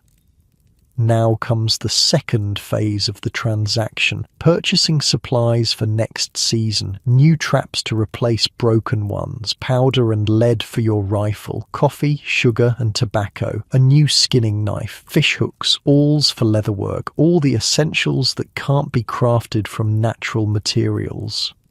These goods carried steep markups. A knife that cost 50 cents in St. Louis might sell for $3 at Rendezvous. Powder and lead often saw 300–400% price increases. The company men weren't running a charity. They were there to profit from both ends of the transaction. Highway robbery, grumbles a trapper next to you, examining a basic wool blanket with a $10 price tag. Try making your own blanket 200 miles from nowhere, replies the clerk with a shrug. You're not paying for the item, you're paying for it being here. He had a point. The logistics of transporting tons of trade goods over hundreds of miles of rough country with no roads and hostile tribes along the way were legitimately challenging. Those difficulties were reflected in the prices. With your essential supplies secured, you turn to more pleasant expenditures. A silver-mounted pipe catches your eye, beautiful and practical since your old one cracked during winter. A red wool shirt seems positively luxurious after months in stiff buckskin. And yes, several bottles of whiskey, the universal currency of celebration at Rendezvous. The economic transaction complete, you're free to enjoy the social aspects of the gathering. For the next 2 weeks, this valley will host a non-stop party interspersed with contests of skill, trading of information, forming and breaking of partnerships, and occasional violence. You find old friends, share stories of winter hardships and spring journeys. You participate in shooting contests, winning a fine powder horn in one competition. You lose $3 in a marathon poker game, but consider it cheap entertainment. You watch wrestling matches between mountain men and Shoshone warriors with serious betting on both sides. The contrast with your winter solitude couldn't be more profound. From months of hearing nothing but wind and your own thoughts to a constant cacophony of humanity, from strict conservation of resources to temporary abundance and even waste, from survival-focused discipline to wild indulgence. "How do you stand it?" asks a newcomer from Boston, covering his ears as a drunken trapper fires his rifle into the air nearby. "The noise? The chaos?" You smile, remembering your own first rendezvous years ago. "Winter's coming soon enough," you tell him. "Plenty of quiet then." Amidst the revelry, serious business continues. Information about beaver populations, hostile tribal movements, and new territories is exchanged, sometimes freely, sometimes purchased with trade goods or whiskey. Maps are drawn in the dirt, refined on paper by company men, then carefully memorized by trappers who may be illiterate but can navigate vast wilderness with uncanny precision. You learn of a promising new valley 2 weeks' journey northwest of your winter camp. Several trappers confirm good beaver sign but warn of increased Blackfoot activity in the region. You file this away, already planning next season's location. As the rendezvous begins to wind down, you make your final preparations for the coming year. Your supplies are carefully packed and distributed between your horses. Your newly purchased goods are properly stowed. You've sobered up after several days of celebration, ready to return to the disciplined mindset that survival requires.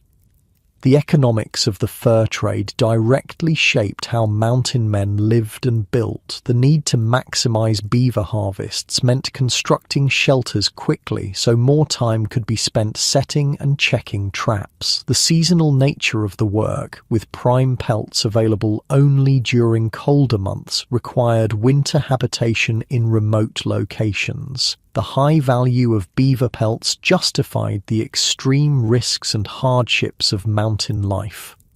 All these factors pushed the evolution of the trapper's tilt, a shelter that could be built rapidly with minimal tools, withstand brutal winter conditions, and be abandoned without regret when better trapping grounds were discovered. On your last night at rendezvous, sitting around a fire with several veteran mountain men, the conversation turns to changes coming to the mountains. Beaver populations are noticeably declining in many areas. European fashion is shifting away from beaver hats toward silk alternatives. New settlers are pushing into previously remote territories. "This life won't last forever," observes Williams, who's been trapping longer than anyone present. "Maybe another 10 years if we're lucky." He was right, though none of you fully realized it then. The golden age of the mountain man would end by the 1840s, victim of changing fashion, over-trapping, and westward expansion. Many would become guides for settler wagons or scouts for the US Army. Others would settle into farming or ranching. Some would simply disappear into ever more remote regions, chasing a vanishing way of life.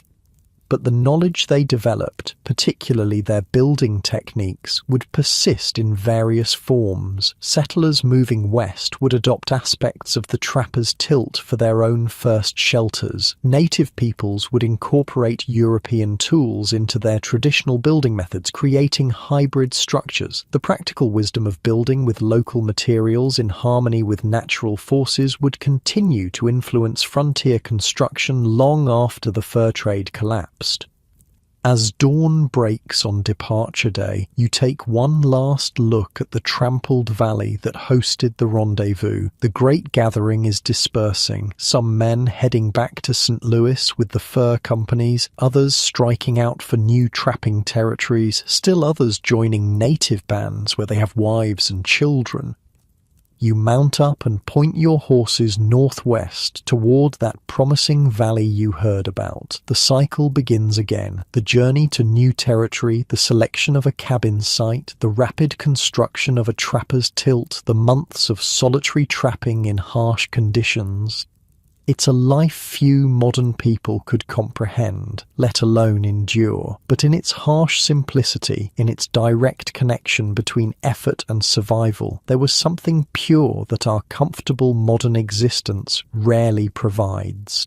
As you ride away from rendezvous, your thoughts return to the cabin you left behind months ago. It's standing empty now, perhaps providing temporary shelter to passing wildlife. By the time snow flies again, you'll have built another one using the same forgotten techniques. The top notch, the green logs, the living roof, the breathable chinking. Each new cabin benefits from accumulated experience, small refinements added with each construction. This season, you plan to try that root powder the flatheads use in their chinking mixture. You'll implement Cooper's above-fire shelf design. The structure will be similar to last year's, but slightly improved, part of the constant evolution of practical knowledge that defined mountain life. Modern builders with their engineering degrees and computer models might scoff at this trial-and-error approach, but the proof is in the results. Trapper tilts that remained standing and functional for decades, while more advanced structures rotted within years. The mountain man's building wisdom wasn't static knowledge to be preserved unchanged. It was a living tradition, constantly adapting and evolving based on direct experience with natural forces. That dynamism, that willingness to learn from both success and failure was perhaps the most valuable aspect of their forgotten knowledge. As you disappear into the forest, headed toward new territory and new challenges, you carry with you not just supplies and weapons, but this accumulated wisdom, the practical knowledge of how to create shelter that works with nature rather than against it, that breathes and adapts rather than fighting, inevitably losing battles against time and elements. It's knowledge that deserves to be remembered, not as a quaint historical curiosity, but as a sophisticated approach to building that modern construction might profitably rediscover. The journey to your new trapping grounds takes nearly 3 weeks. You follow winding game trails through mountain passes, ford numerous streams, and navigate vast stretches of wilderness using only the sun, stars, and landmarks for guidance. No maps, no compass, no GPS, just the accumulated knowledge of terrain stored in your head. Late August finds you in a promising valley, one described by several trusted trappers at Rendezvous. It checks all the boxes: abundant beaver sign along the streams, good timber for building, natural meadows with grass for your horses, and a relatively sheltered position that should moderate the worst winter winds. Time to choose a cabin site. This decision is crucial. Get it wrong, and you might face a winter of misery or even death. Modern builders have the luxury of changing their minds. In the mountains, with winter approaching, you get one chance to choose correctly. You spend 2 days exploring the valley, examining potential locations with the careful eye of experience. Each site gets evaluated on multiple factors. Proximity to water. Close enough for convenience, but high enough to avoid spring flooding. Available building materials, good straight trees nearby for logs, clay soil for chinking, solar exposure, a south-facing location to catch winter sun, but with enough tree cover for wind protection. Natural drainage. Slightly elevated ground where snowmelt will flow away from the structure.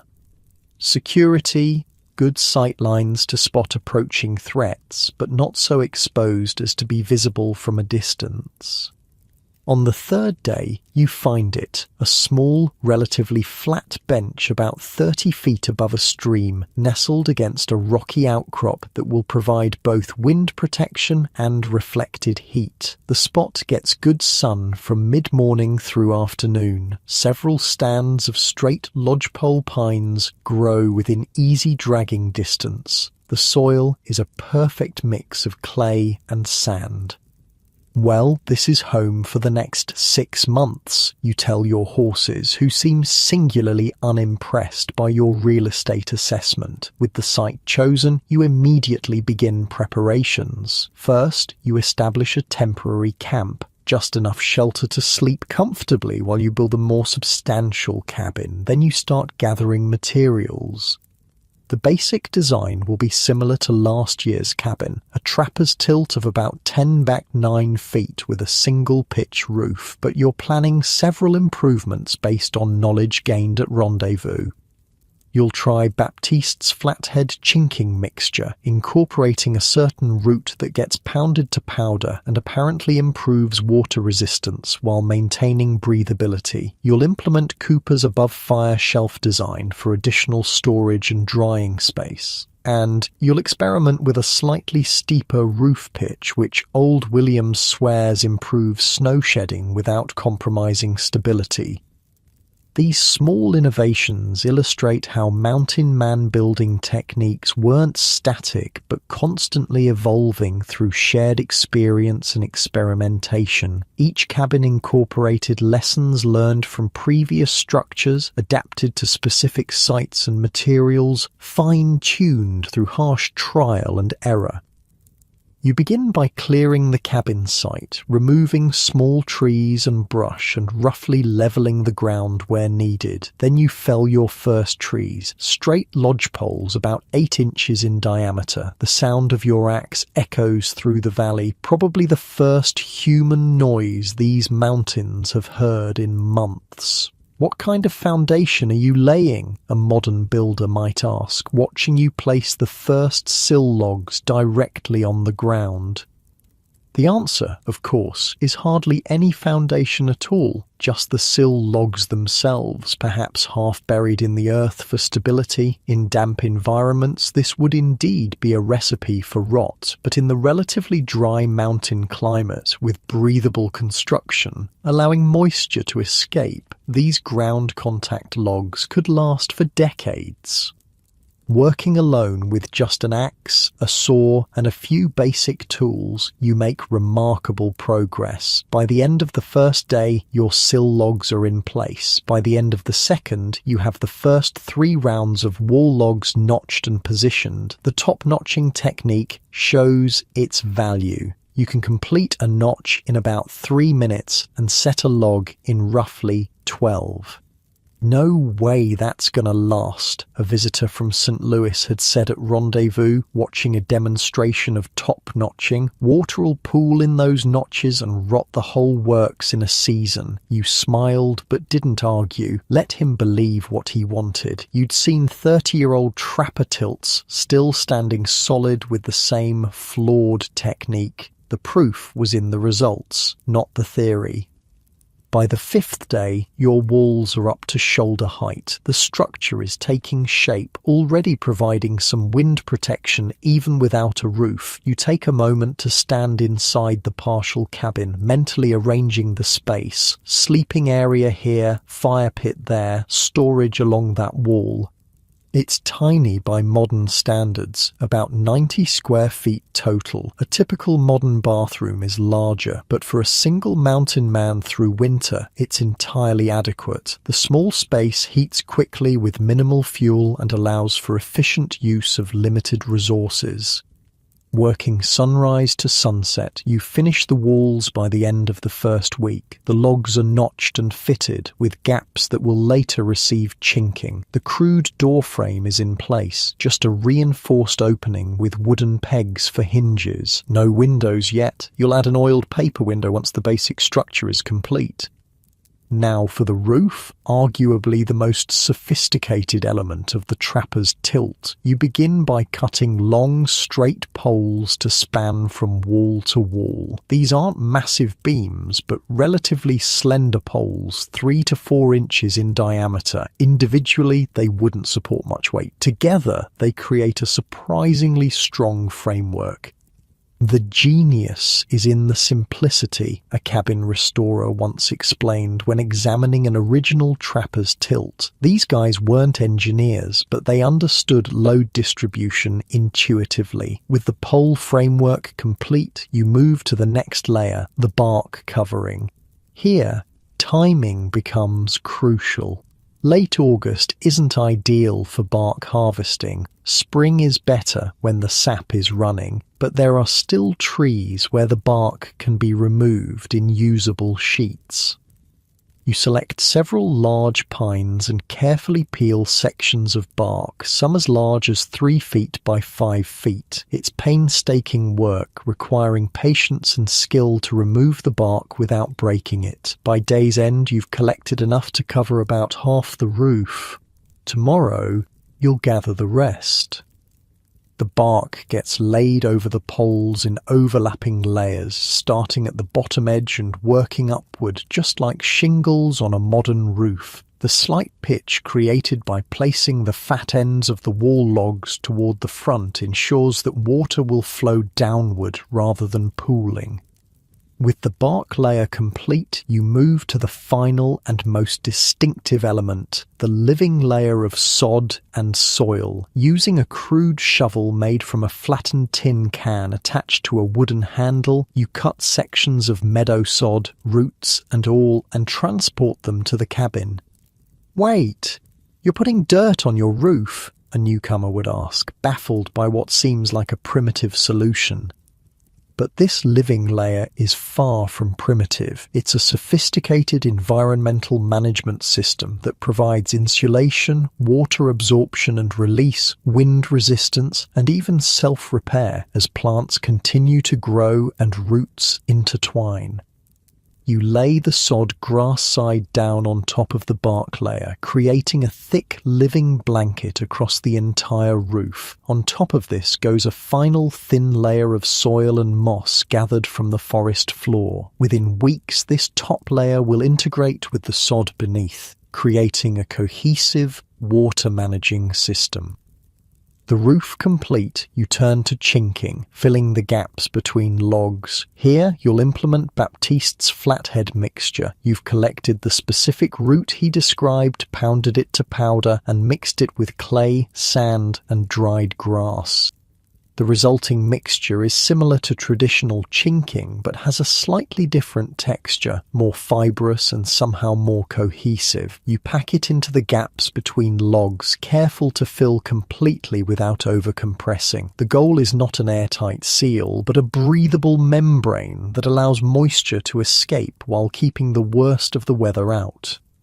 With walls chinked and roof complete, your trapper's tilt is essentially finished, a task accomplished in just under 2 weeks of solo work. A modern construction crew with power tools and materials would struggle to match this timeline, particularly in such a remote location. The final touches come next. A crude door made from split logs bound together with rawhide, a smoke hole with an adjustable cover, an oiled paper window for light. Inside, you build Cooper's above fire shelf, a simple but effective innovation for storage and drying. You construct a sleeping platform on one side, just a raised area of smooth logs covered with pine boughs. You build small storage shelves in the corners using sticks wedged between logs. You dig a small root cellar beneath the floor in one corner, lined with rocks and covered with a wooden hatch, perfect for storing items that shouldn't freeze. By early September, your cabin is complete and fully functional. From first tree felling to moving in took less than 3 weeks, an impressive feat of efficient design and construction. The structure contains no nails, no manufactured materials except for the oiled paper window, no components that couldn't be created on site with basic tools. Yet this primitive shelter will keep you alive through months of potentially lethal cold. It will withstand heavy snow loads, bitter winds, temperature fluctuations of 70 degrees or more. It will remain standing for decades with minimal maintenance, while far more advanced structures fail in just a few years. With your shelter secured, you turn to the real purpose of being here, trapping beaver. You spend several days exploring the nearby streams, identifying prime beaver habitat, and planning your trap line. You build secondary shelters, crude lean-tos at the furthest points of your territory, emergency refuges in case of sudden storms. As September progresses, you set your first experimental traps, testing locations and techniques. The serious trapping won't begin until the beaver fur primes up with the colder weather of late October, but these early efforts help you map the territory and understand the local beaver population.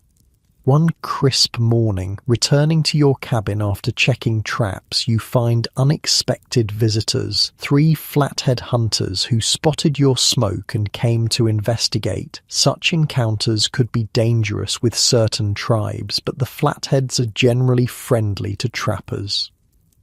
"Good cabin," the oldest hunter comments in broken English, examining your nearly completed structure. "Flathead way." He's not wrong. Many trapper techniques were adapted from native building methods, modified to suit European tools and needs. The living roof in particular shows clear indigenous influence. Many tribes used similar systems for their winter lodges.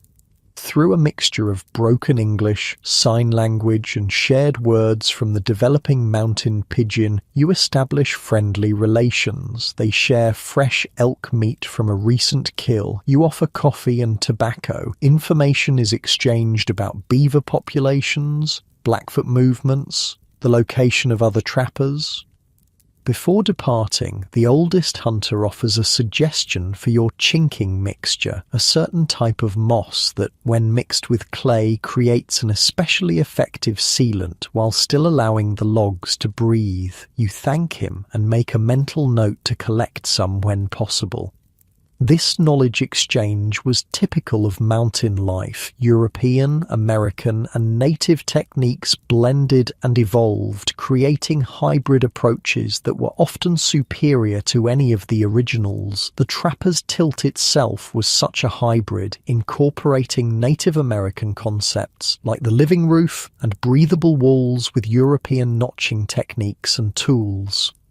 October brings the first serious cold and occasional snow flurries. Your cabin passes its initial tests with flying colours. The fire quickly warms the small space, with heat radiating from the dirt floor long after the flames die down. The living roof sheds light snow while providing excellent insulation. The chinking hardens but remains slightly flexible, adapting to the minor shifts and creaks of the settling structure.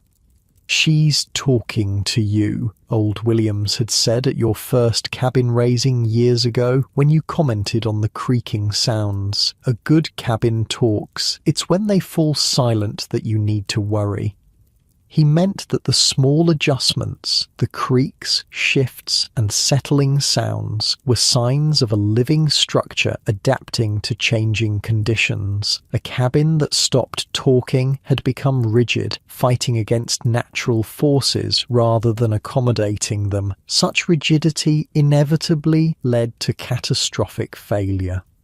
As October turns to November and serious trapping begins, you settle into the rhythm of mountain winter, up before dawn, checking traps in bitter cold, returning to the warmth of your tilt to process the day's catch. The cabin becomes an extension of yourself, a second skin against the hostile environment.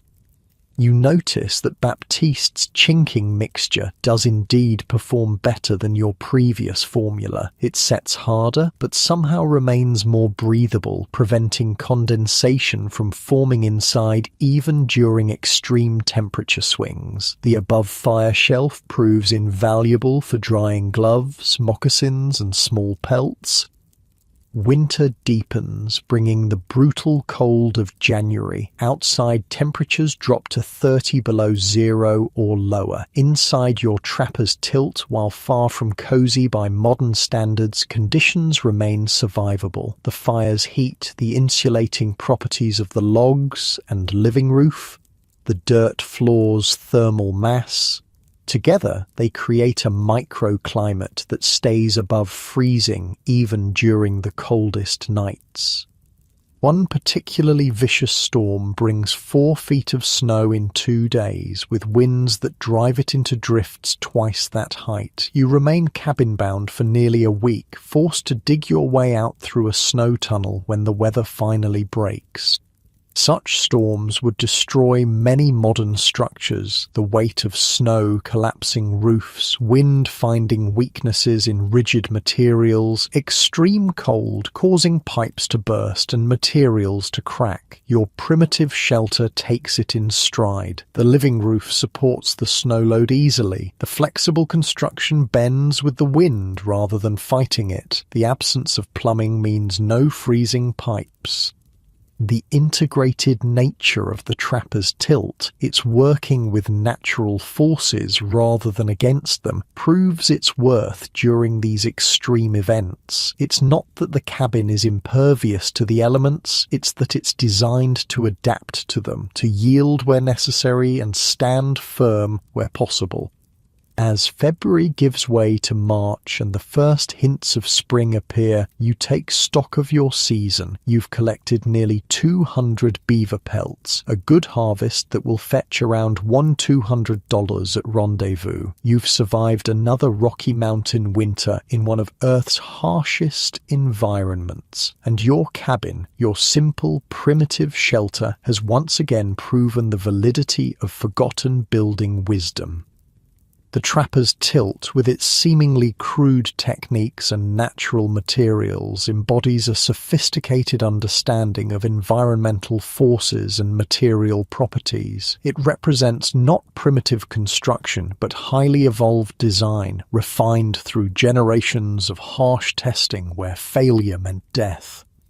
As modern buildings continue to fail despite increasingly complex engineering and expensive materials, perhaps it's time to reconsider what we've lost in our rush to improve upon the past. The top-notch, the green logs, the living roof, the breathable chinking, these weren't compromises forced by limited technology, but sophisticated solutions evolved through practical experience.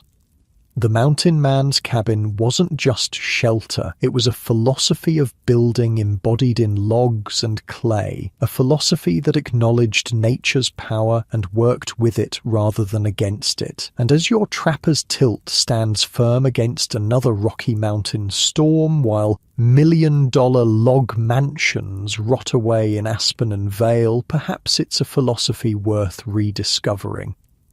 Spring arrives to the mountains in fits and starts, a warm week followed by a snowstorm, bright sunshine giving way to freezing rain. The cycle of freezing and thawing is actually more dangerous than the consistent cold of deep winter. It creates unpredictable conditions, rotten ice on streams, sudden avalanches, mud that can trap a horse up to its belly.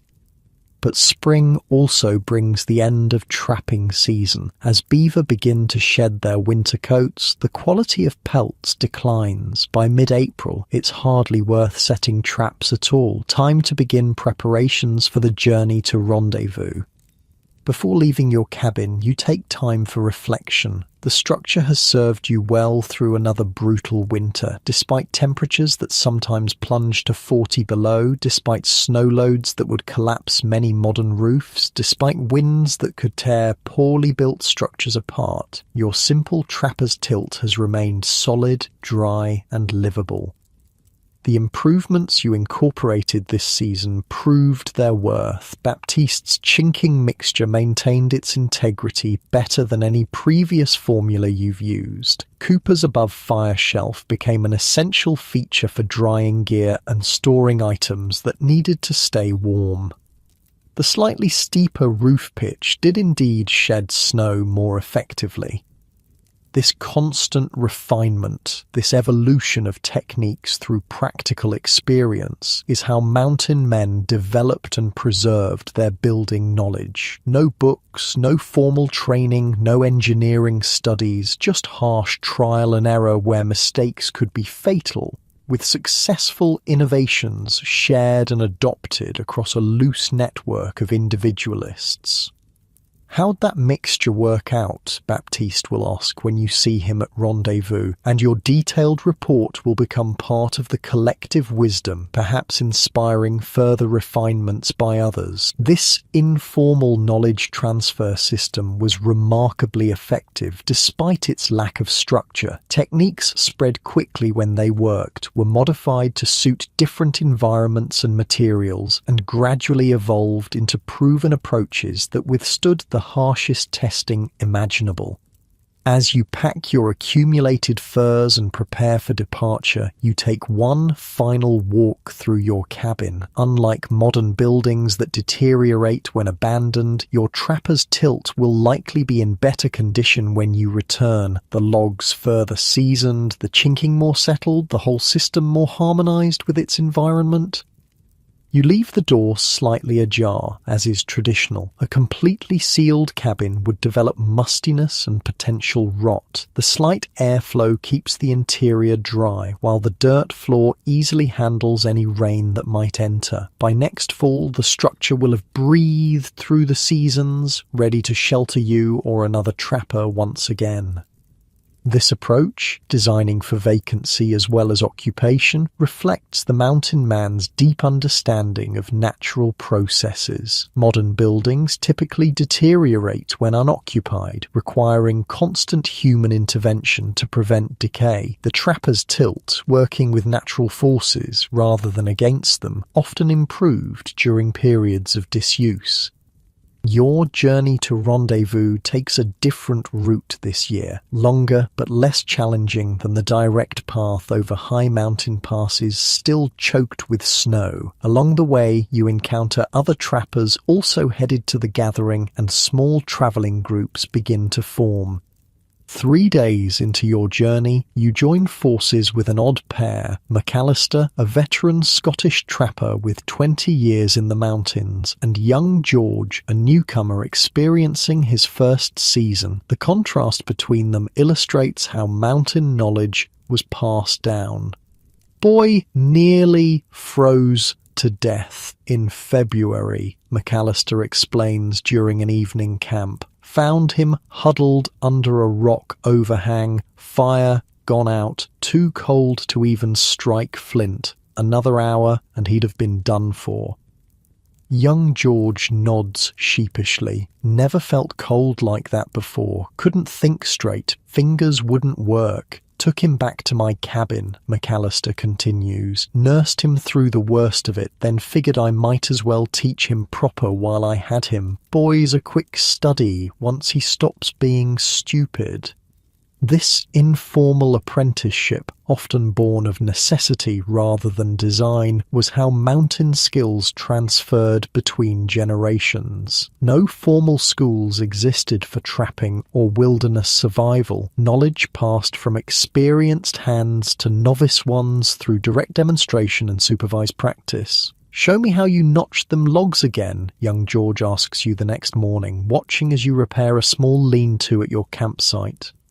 You demonstrate the top-notch technique, explaining as you work. Cut about halfway through, straight down. Then when you place it, the weight of the log seats it firmly. Green wood's easier to cut, but still strong. As it dries, it shrinks and tightens. "But don't water collect in them notches?" he asks, repeating the concern of many newcomers. "That's where the breathing comes in," you explain patiently. "Whole cabin has to breathe. Roof, walls, chinking. Water gets in, but it also gets out. It's when water gets trapped that rot starts." Young George practices on a fallen branch, his technique clumsy but improving with each attempt. By the time you break camp, he's grasped the basic principle, if not the smooth execution that comes with experience.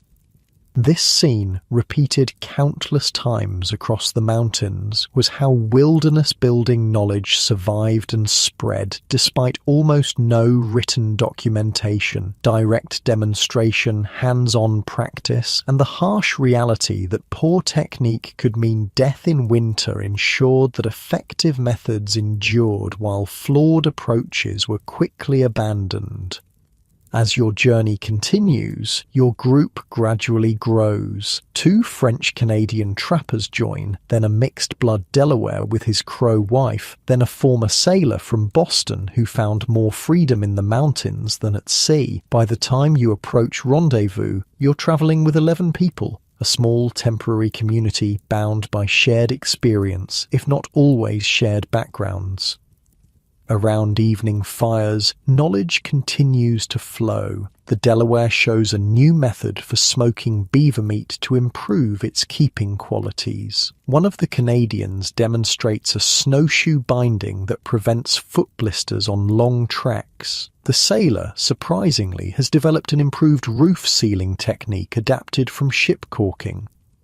You contribute your experiences with the flathead chinking mixture, explaining in detail how it's prepared and applied. Several men take serious interest, asking questions and making mental notes for their own future cabins.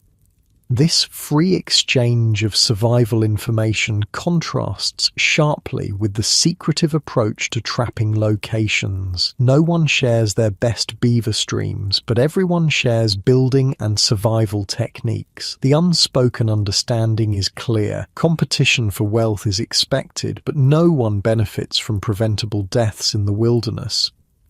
The Mountain Man community operated on this paradoxical blend of fierce independence and mutual support. Men who might fight over trapping territory or trading advantages would risk their lives to rescue a stranger in trouble. Information that improved survival chances spread rapidly, while knowledge that might lead to profit was closely guarded. As you near rendezvous, signs of other travelers increase. Scattered camps appear along the trail. Occasional gunshots echo through valleys as hunters provide meat for the gathering or trappers announce their approach to friends. The isolation of winter gives way to the sociability of summer. The Delaware's wife, a quiet woman who's shared little during the journey, unexpectedly approaches you one evening. In halting English mixed with sign language, she explains that her people have a different method for preparing the root used in chinking, boiling it with certain minerals before drying and pounding it to powder. "Make stronger," she explains, mimicking hardness with her hands. "Last many winters." You thank her sincerely for this knowledge. The exchange highlights another aspect of mountain wisdom, the cross-cultural transmission of techniques between native and European traditions. The most successful trappers were those who recognized and adopted effective indigenous approaches rather than clinging to familiar European methods unsuited to the environment. This cultural exchange went both ways. Native groups adopted metal tools, firearms, and certain European building techniques when they proved superior for specific purposes. The resulting hybrid approaches often surpassed either tradition alone in practical effectiveness. The day before reaching rendezvous, your group encounters a sobering reminder of the mountain's dangers. At a river crossing, you discover a crude wooden cross marking a fresh grave. The name E. Monroe is carved clumsily into the wood, with the date of death just 3 weeks earlier.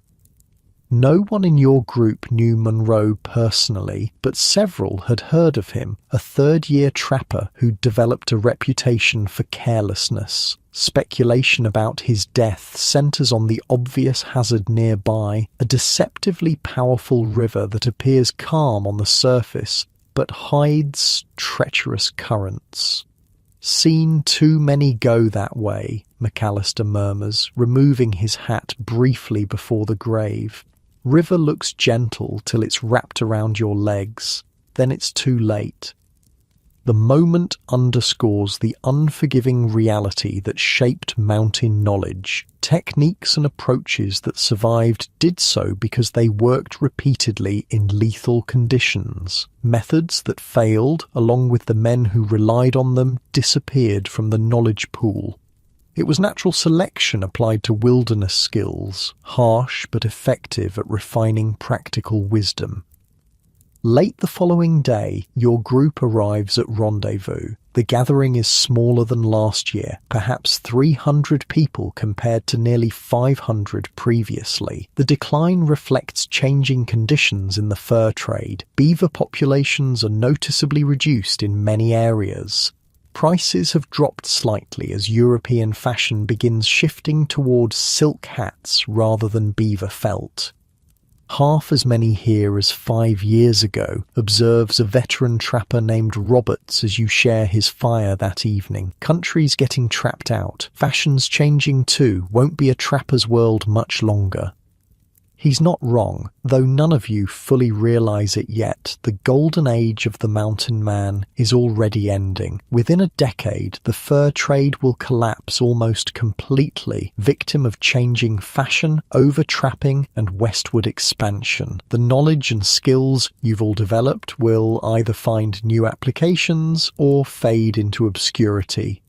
Some aspects of mountain wisdom will persist, adopted by settlers, military scouts, and later outdoorsmen who recognize their practical value. Other elements will be forgotten, dismissed as primitive by a society increasingly enamored with technological solutions. The trapper's approach to shelter, working with natural forces rather than against them, building with local materials in ways that breathe and adapt, will largely disappear from mainstream construction. Modern builders will embrace increasingly complex systems that attempt to create perfect barriers against the elements, a fundamentally different philosophy that often produces less durable results. This loss happens gradually, without anyone quite noticing what's vanishing. By the time people recognize the value of certain traditional approaches, the detailed practical knowledge that made them work has often disappeared. Written descriptions survive, but the hands-on techniques, the small adjustments and adaptations that made the difference between success and failure are lost. Yet fragments of mountain wisdom endure in unexpected places. Old hunting cabins in remote locations still incorporate top-notching and breathable design. Certain rural building traditions maintain elements of the living roof system. Indigenous communities preserve aspects of the chinking techniques developed through cross-cultural exchange. And occasionally, someone rediscovers these approaches through practical necessity or historical curiosity. They build a shelter using the old methods and find, to their surprise, that it outperforms modern alternatives in certain conditions. The knowledge, though diminished, never completely disappears. At Rendezvous, the present concerns outweigh such future considerations. You sell your accumulated pelts, 207 prime beaver at $5.75 each, plus a dozen otter at $7, for a total of nearly $1,200, a solid season's work that will provide supplies for next year with plenty left for luxuries and celebration.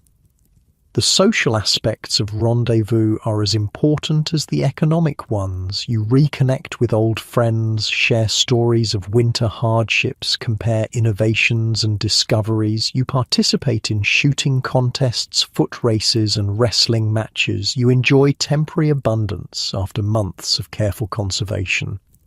During a quieter moment, you find yourself in conversation with old Williams, who must be approaching 60, an almost unheard of age for an active mountain man. His face is weathered to leather with scars from Blackfoot arrows, grizzly claws, and countless winter storms. But his eyes remain sharp, taking in everything around him. Built me a permanent place last fall, he tells you, describing a more substantial cabin near the trading post at Fort Bridger. Figured these old bones deserve solid walls for what winters I got left. He describes the structure, larger than a typical trapper's tilt, with a proper stone fireplace and glass windows traded at considerable expense, but the core techniques remain the same. Top-notched logs with the bark left on, a living roof system, though more carefully engineered for the larger span. Breathable chinking with his own secret mixture that includes, he hints with a wink, something from them hot springs that bubbles like it's alive. Williams represents the culmination of mountain building wisdom, decades of practical experience distilled into techniques that work consistently in the harshest conditions. His knowledge, gained through thousands of nights in hundreds of shelters across the Rockies, is invaluable but largely undocumented. Should write it all down someday, he muses. How to build proper so things last. But who'd read it? Young fellows think they know better till winter nearly kills them, just like we did. This was the tragedy and triumph of mountain knowledge. Each generation learned largely through its own mistakes, guided but not protected by the wisdom of veterans who'd survived similar errors. The system produced extraordinarily capable individuals, but relied on direct transmission that proved vulnerable to disruption.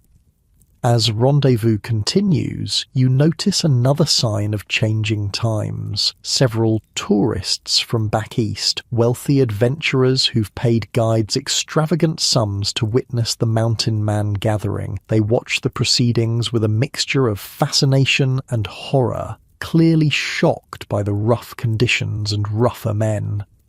"They think we're wild animals," laughs Cooper, noticing your observation. 20 years from now, they'll be selling tickets to see authentic mountain men in travelling shows. His prediction proves more accurate than he knows. As the fur trade collapses, some mountain men will indeed end up as performers, displaying exaggerated versions of their skills for paying audiences. Others will become scouts for the army or guides for wagon trains of settlers. Many will simply disappear into increasingly remote regions, chasing a vanishing way of life. The knowledge they developed, particularly their building techniques, will fracture and scatter. Some elements will be preserved in frontier construction, others in rural traditions. Much will be forgotten, dismissed as primitive by a society embracing industrial materials and methods. But the proof of their wisdom remains in the structures themselves. Even today, abandoned trapper tilts can sometimes be found in remote mountain valleys, simple shelters built nearly 2 centuries ago that still stand while more advanced structures have long since collapsed.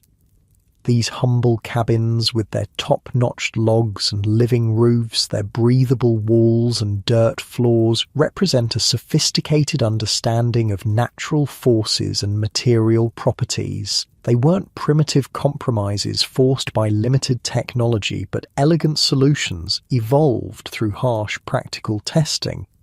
As Rendezvous winds down and trappers prepare for another season, the knowledge continues to flow. Veterans like Williams share advice with newcomers like young George. Successful innovations spread rapidly through the community. Failed approaches are analysed and avoided. This living tradition, this practical wisdom refined through generations of trial and error, was the mountain man's true legacy. Not just the trails they blazed or the territories they explored, but the deep understanding of how to live in harmony with one of Earth's harshest environments. And perhaps that's the most valuable lesson from the forgotten knowledge of the mountain man, that sometimes the most sophisticated approach isn't fighting against natural forces, but working with them, not sealing away from nature, but creating systems that breathe, adapt, and endure. By the early 1840s, the golden age of the mountain man was drawing to a close. Beaver populations had been drastically reduced in most accessible areas. Fashion in Europe was shifting decisively towards silk hats rather than beaver felt. The Western territories were filling with settlers, farmers, and townspeople, civilization encroaching on what had been wilderness just years before. The mountain men themselves faced a crossroads. Some adapted, becoming guides for wagon trains or scouts for the US Army. Others settled down, establishing trading posts or ranches in the territories they once trapped. Many simply disappeared, pushing into increasingly remote regions, seeking the vanishing freedom they'd come to treasure. Their building knowledge, the sophisticated understanding of how to create shelters that worked with natural forces rather than against them, fragmented along with their community. Some elements were adopted by settlers who recognized their practical value for frontier construction. Other techniques were preserved by native peoples who continued traditional building approaches alongside adopted European methods. But much was simply lost. dismissed as primitive by a society embracing industrial materials and engineered solutions. The notching techniques, the living roof systems, the breathable chinking mixtures, these fell out of mainstream construction as standardized methods, and manufactured materials became widely available. This loss occurred gradually, without most people noticing what was disappearing by the time historical interest in mountain men developed in the late 19th century. Many of their practical skills had already vanished. Written descriptions survived, but the hands-on techniques, the small adjustments and adaptations that made the difference between success and failure were largely gone. Imagine standing in Jackson Hole, Wyoming in the summer of 1880, just 40 years after the peak of the fur trade. The valley that once hosted raucous rendezvous is now dotted with proper farms and small settlements. The few remaining mountain men are elderly curiosities, telling tales that grow taller with each passing year. One such figure might be Old Williams, now truly ancient by frontier standards, perhaps approaching 80. He sits on the porch of a trading post that's evolving into a proper store, watching with rheumy eyes as the world he knew vanishes. Built a cabin up Gros Ventre way back in 28, he tells anyone who'll listen. Top-notch the logs, put on a proper living roof. Ain't been back in 30 years, but I'd bet good money she's still standing. Young men humour him but don't really listen. They're building with milled lumber now, with factory-made nails, with standardised windows and doors. The idea of chopping a notch in the top of a log seems primitive, inefficient, simply wrong. Yet in remote valleys across the Rockies, evidence of the mountain man's wisdom remains. Abandoned trapper tilts, simple structures built in the 1820s and 1830s, still stand after decades of exposure to brutal weather. Their logs have weathered to silver grey, their living roofs have become nearly indistinguishable from the surrounding landscape, but their basic structure remains sound. Meanwhile, more advanced buildings from the same period have long since collapsed, victims of rigid designs that fought against natural forces rather than working with them, of materials that failed when not constantly maintained, of approaches that sought to create perfect barriers rather than breathable systems. This pattern continues into modern times. Today's high-end log homes, with their perfectly milled logs, their engineered notches, their synthetic chinking, often begin to fail within just a few years of construction. Water becomes trapped in seemingly minor imperfections. Mold develops in supposedly sealed spaces. Logs crack and split as they continue to dry after construction.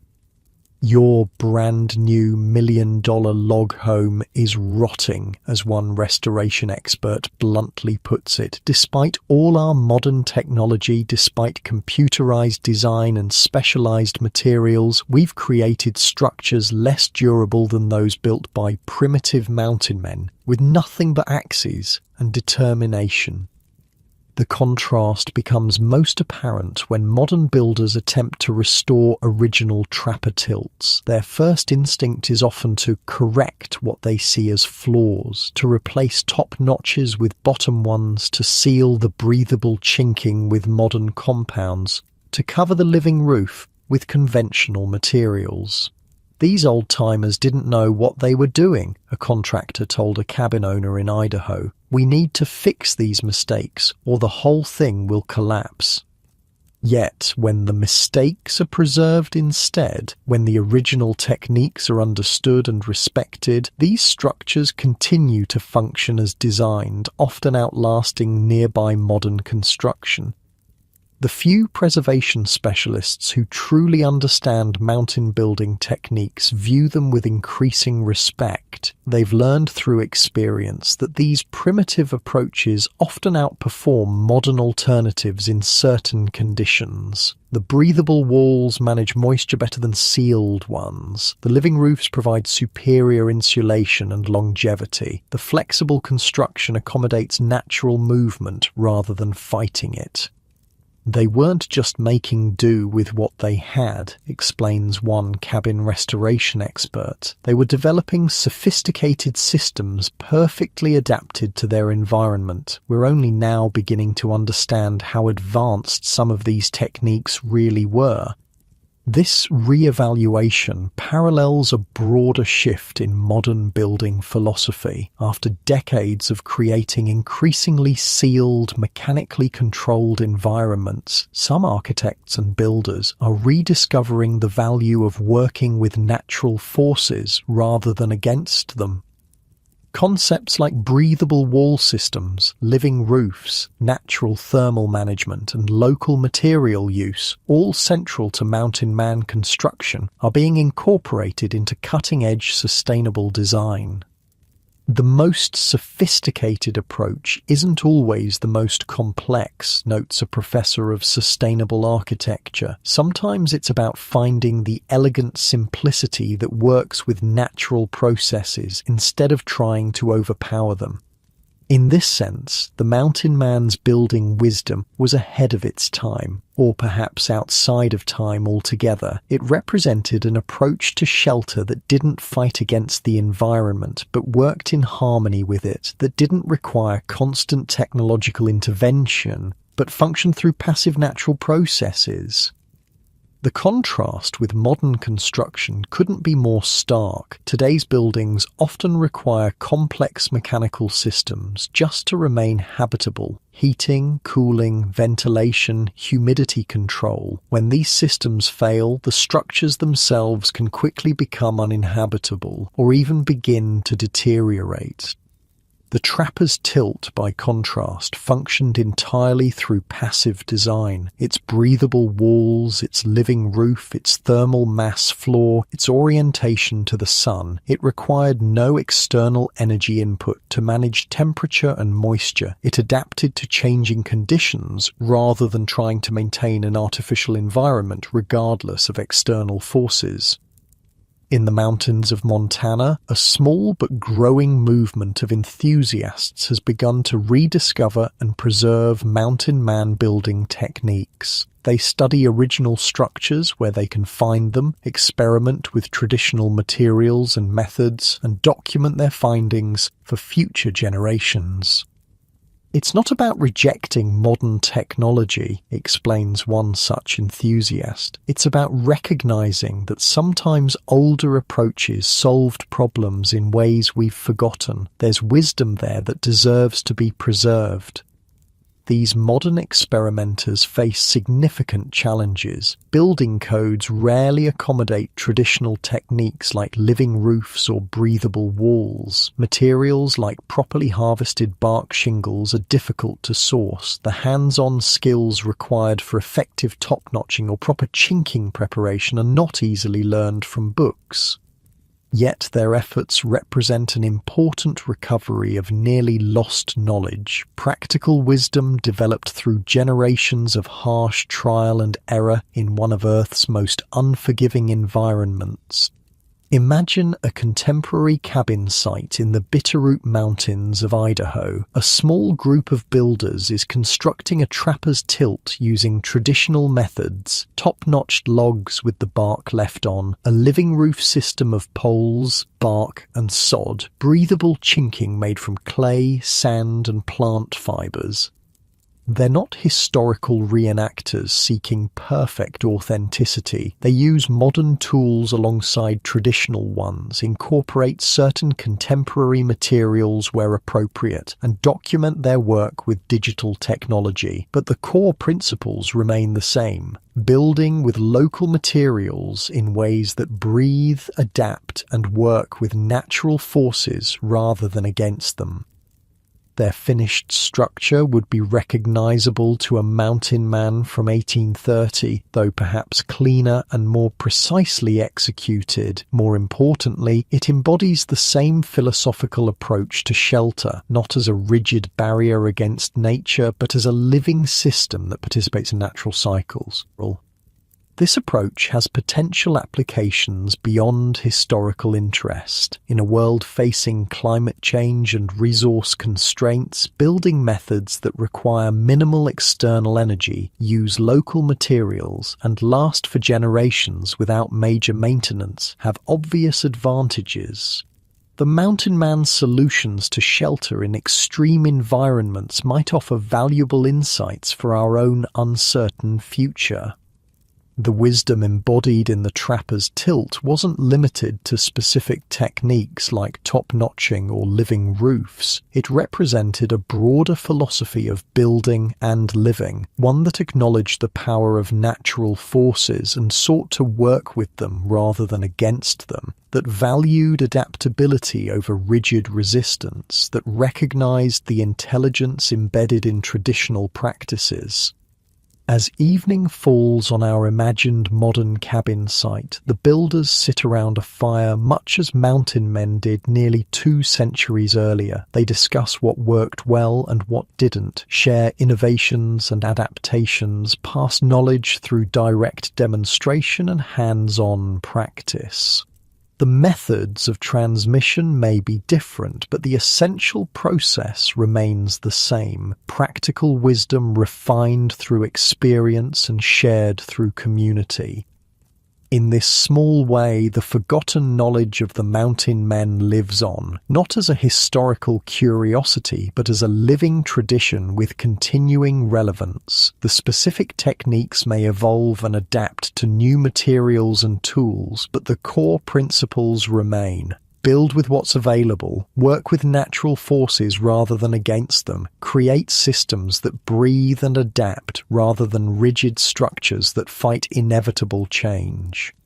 As you lie in your comfortable modern bed, far removed from the harsh realities of mountain life, there's something worth considering about these forgotten techniques. They remind us that sometimes the most sophisticated approach isn't the most complex or technologically advanced. Sometimes it's the solution that works with nature's forces rather than trying to overpower them.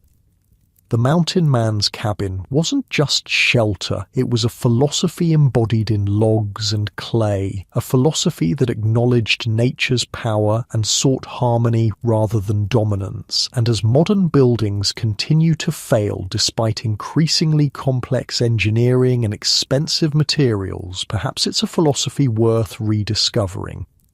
Those crude-looking shelters built with nothing but axes and determination, using green logs that modern builders would reject, employing techniques that contemporary experts would consider backwards, outlasted nearly everything else constructed in their era. They worked because they weren't fighting against the environment but adapting to it, because they weren't sealed away from nature but in constant conversation with it. In this balance, this harmony between human needs and natural forces, lies the true wisdom of the mountain man's approach to shelter. It's a wisdom we largely forgot in our rush toward technological solutions, but one that may offer valuable lessons for building resilient, sustainable structures in an uncertain future. The top-notch, the green logs, the living roof, the breathable chinking, separate they might seem primitive or flawed, together they formed one of the most sophisticated shelter systems ever devised for extreme environments, one that could be built quickly with minimal tools, adapt to changing conditions, and last for generations with minimal maintenance. As sleep approaches and your thoughts drift, consider that sometimes the best solutions aren't about conquering nature, but working alongside it, not about creating perfect barriers, but systems that breathe and adapt. The mountain man understood this through hard-won experience. Perhaps we're beginning to remember what they knew all along. Your bed is soft, your room temperature perfectly controlled, your shelter built with technologies the mountain men could never have imagined. Yet there's something to be learned from those simple cabins that stood for centuries while our modern structures often fail within decades. In that lesson, that harmony sometimes outperforms dominance, that flexibility often outlasts rigidity, that working with natural forces can be more effective than fighting against them, lies wisdom that transcends specific building techniques. It's a perspective that applies not just to construction, but to how we approach challenges of all kinds. As you drift towards sleep, comfortable and secure, perhaps carry with you this final thought from the forgotten knowledge of the mountain men. Sometimes the most sophisticated solution isn't the most complex, but the one that works in harmony with the world around it, rather than in opposition to it. And in that spirit of harmony, of gentle adaptation rather than rigid resistance, allow yourself to drift peacefully into sleep like a well-built cabin, settling comfortably into the landscape around it, breathing with the night air at home in its environment.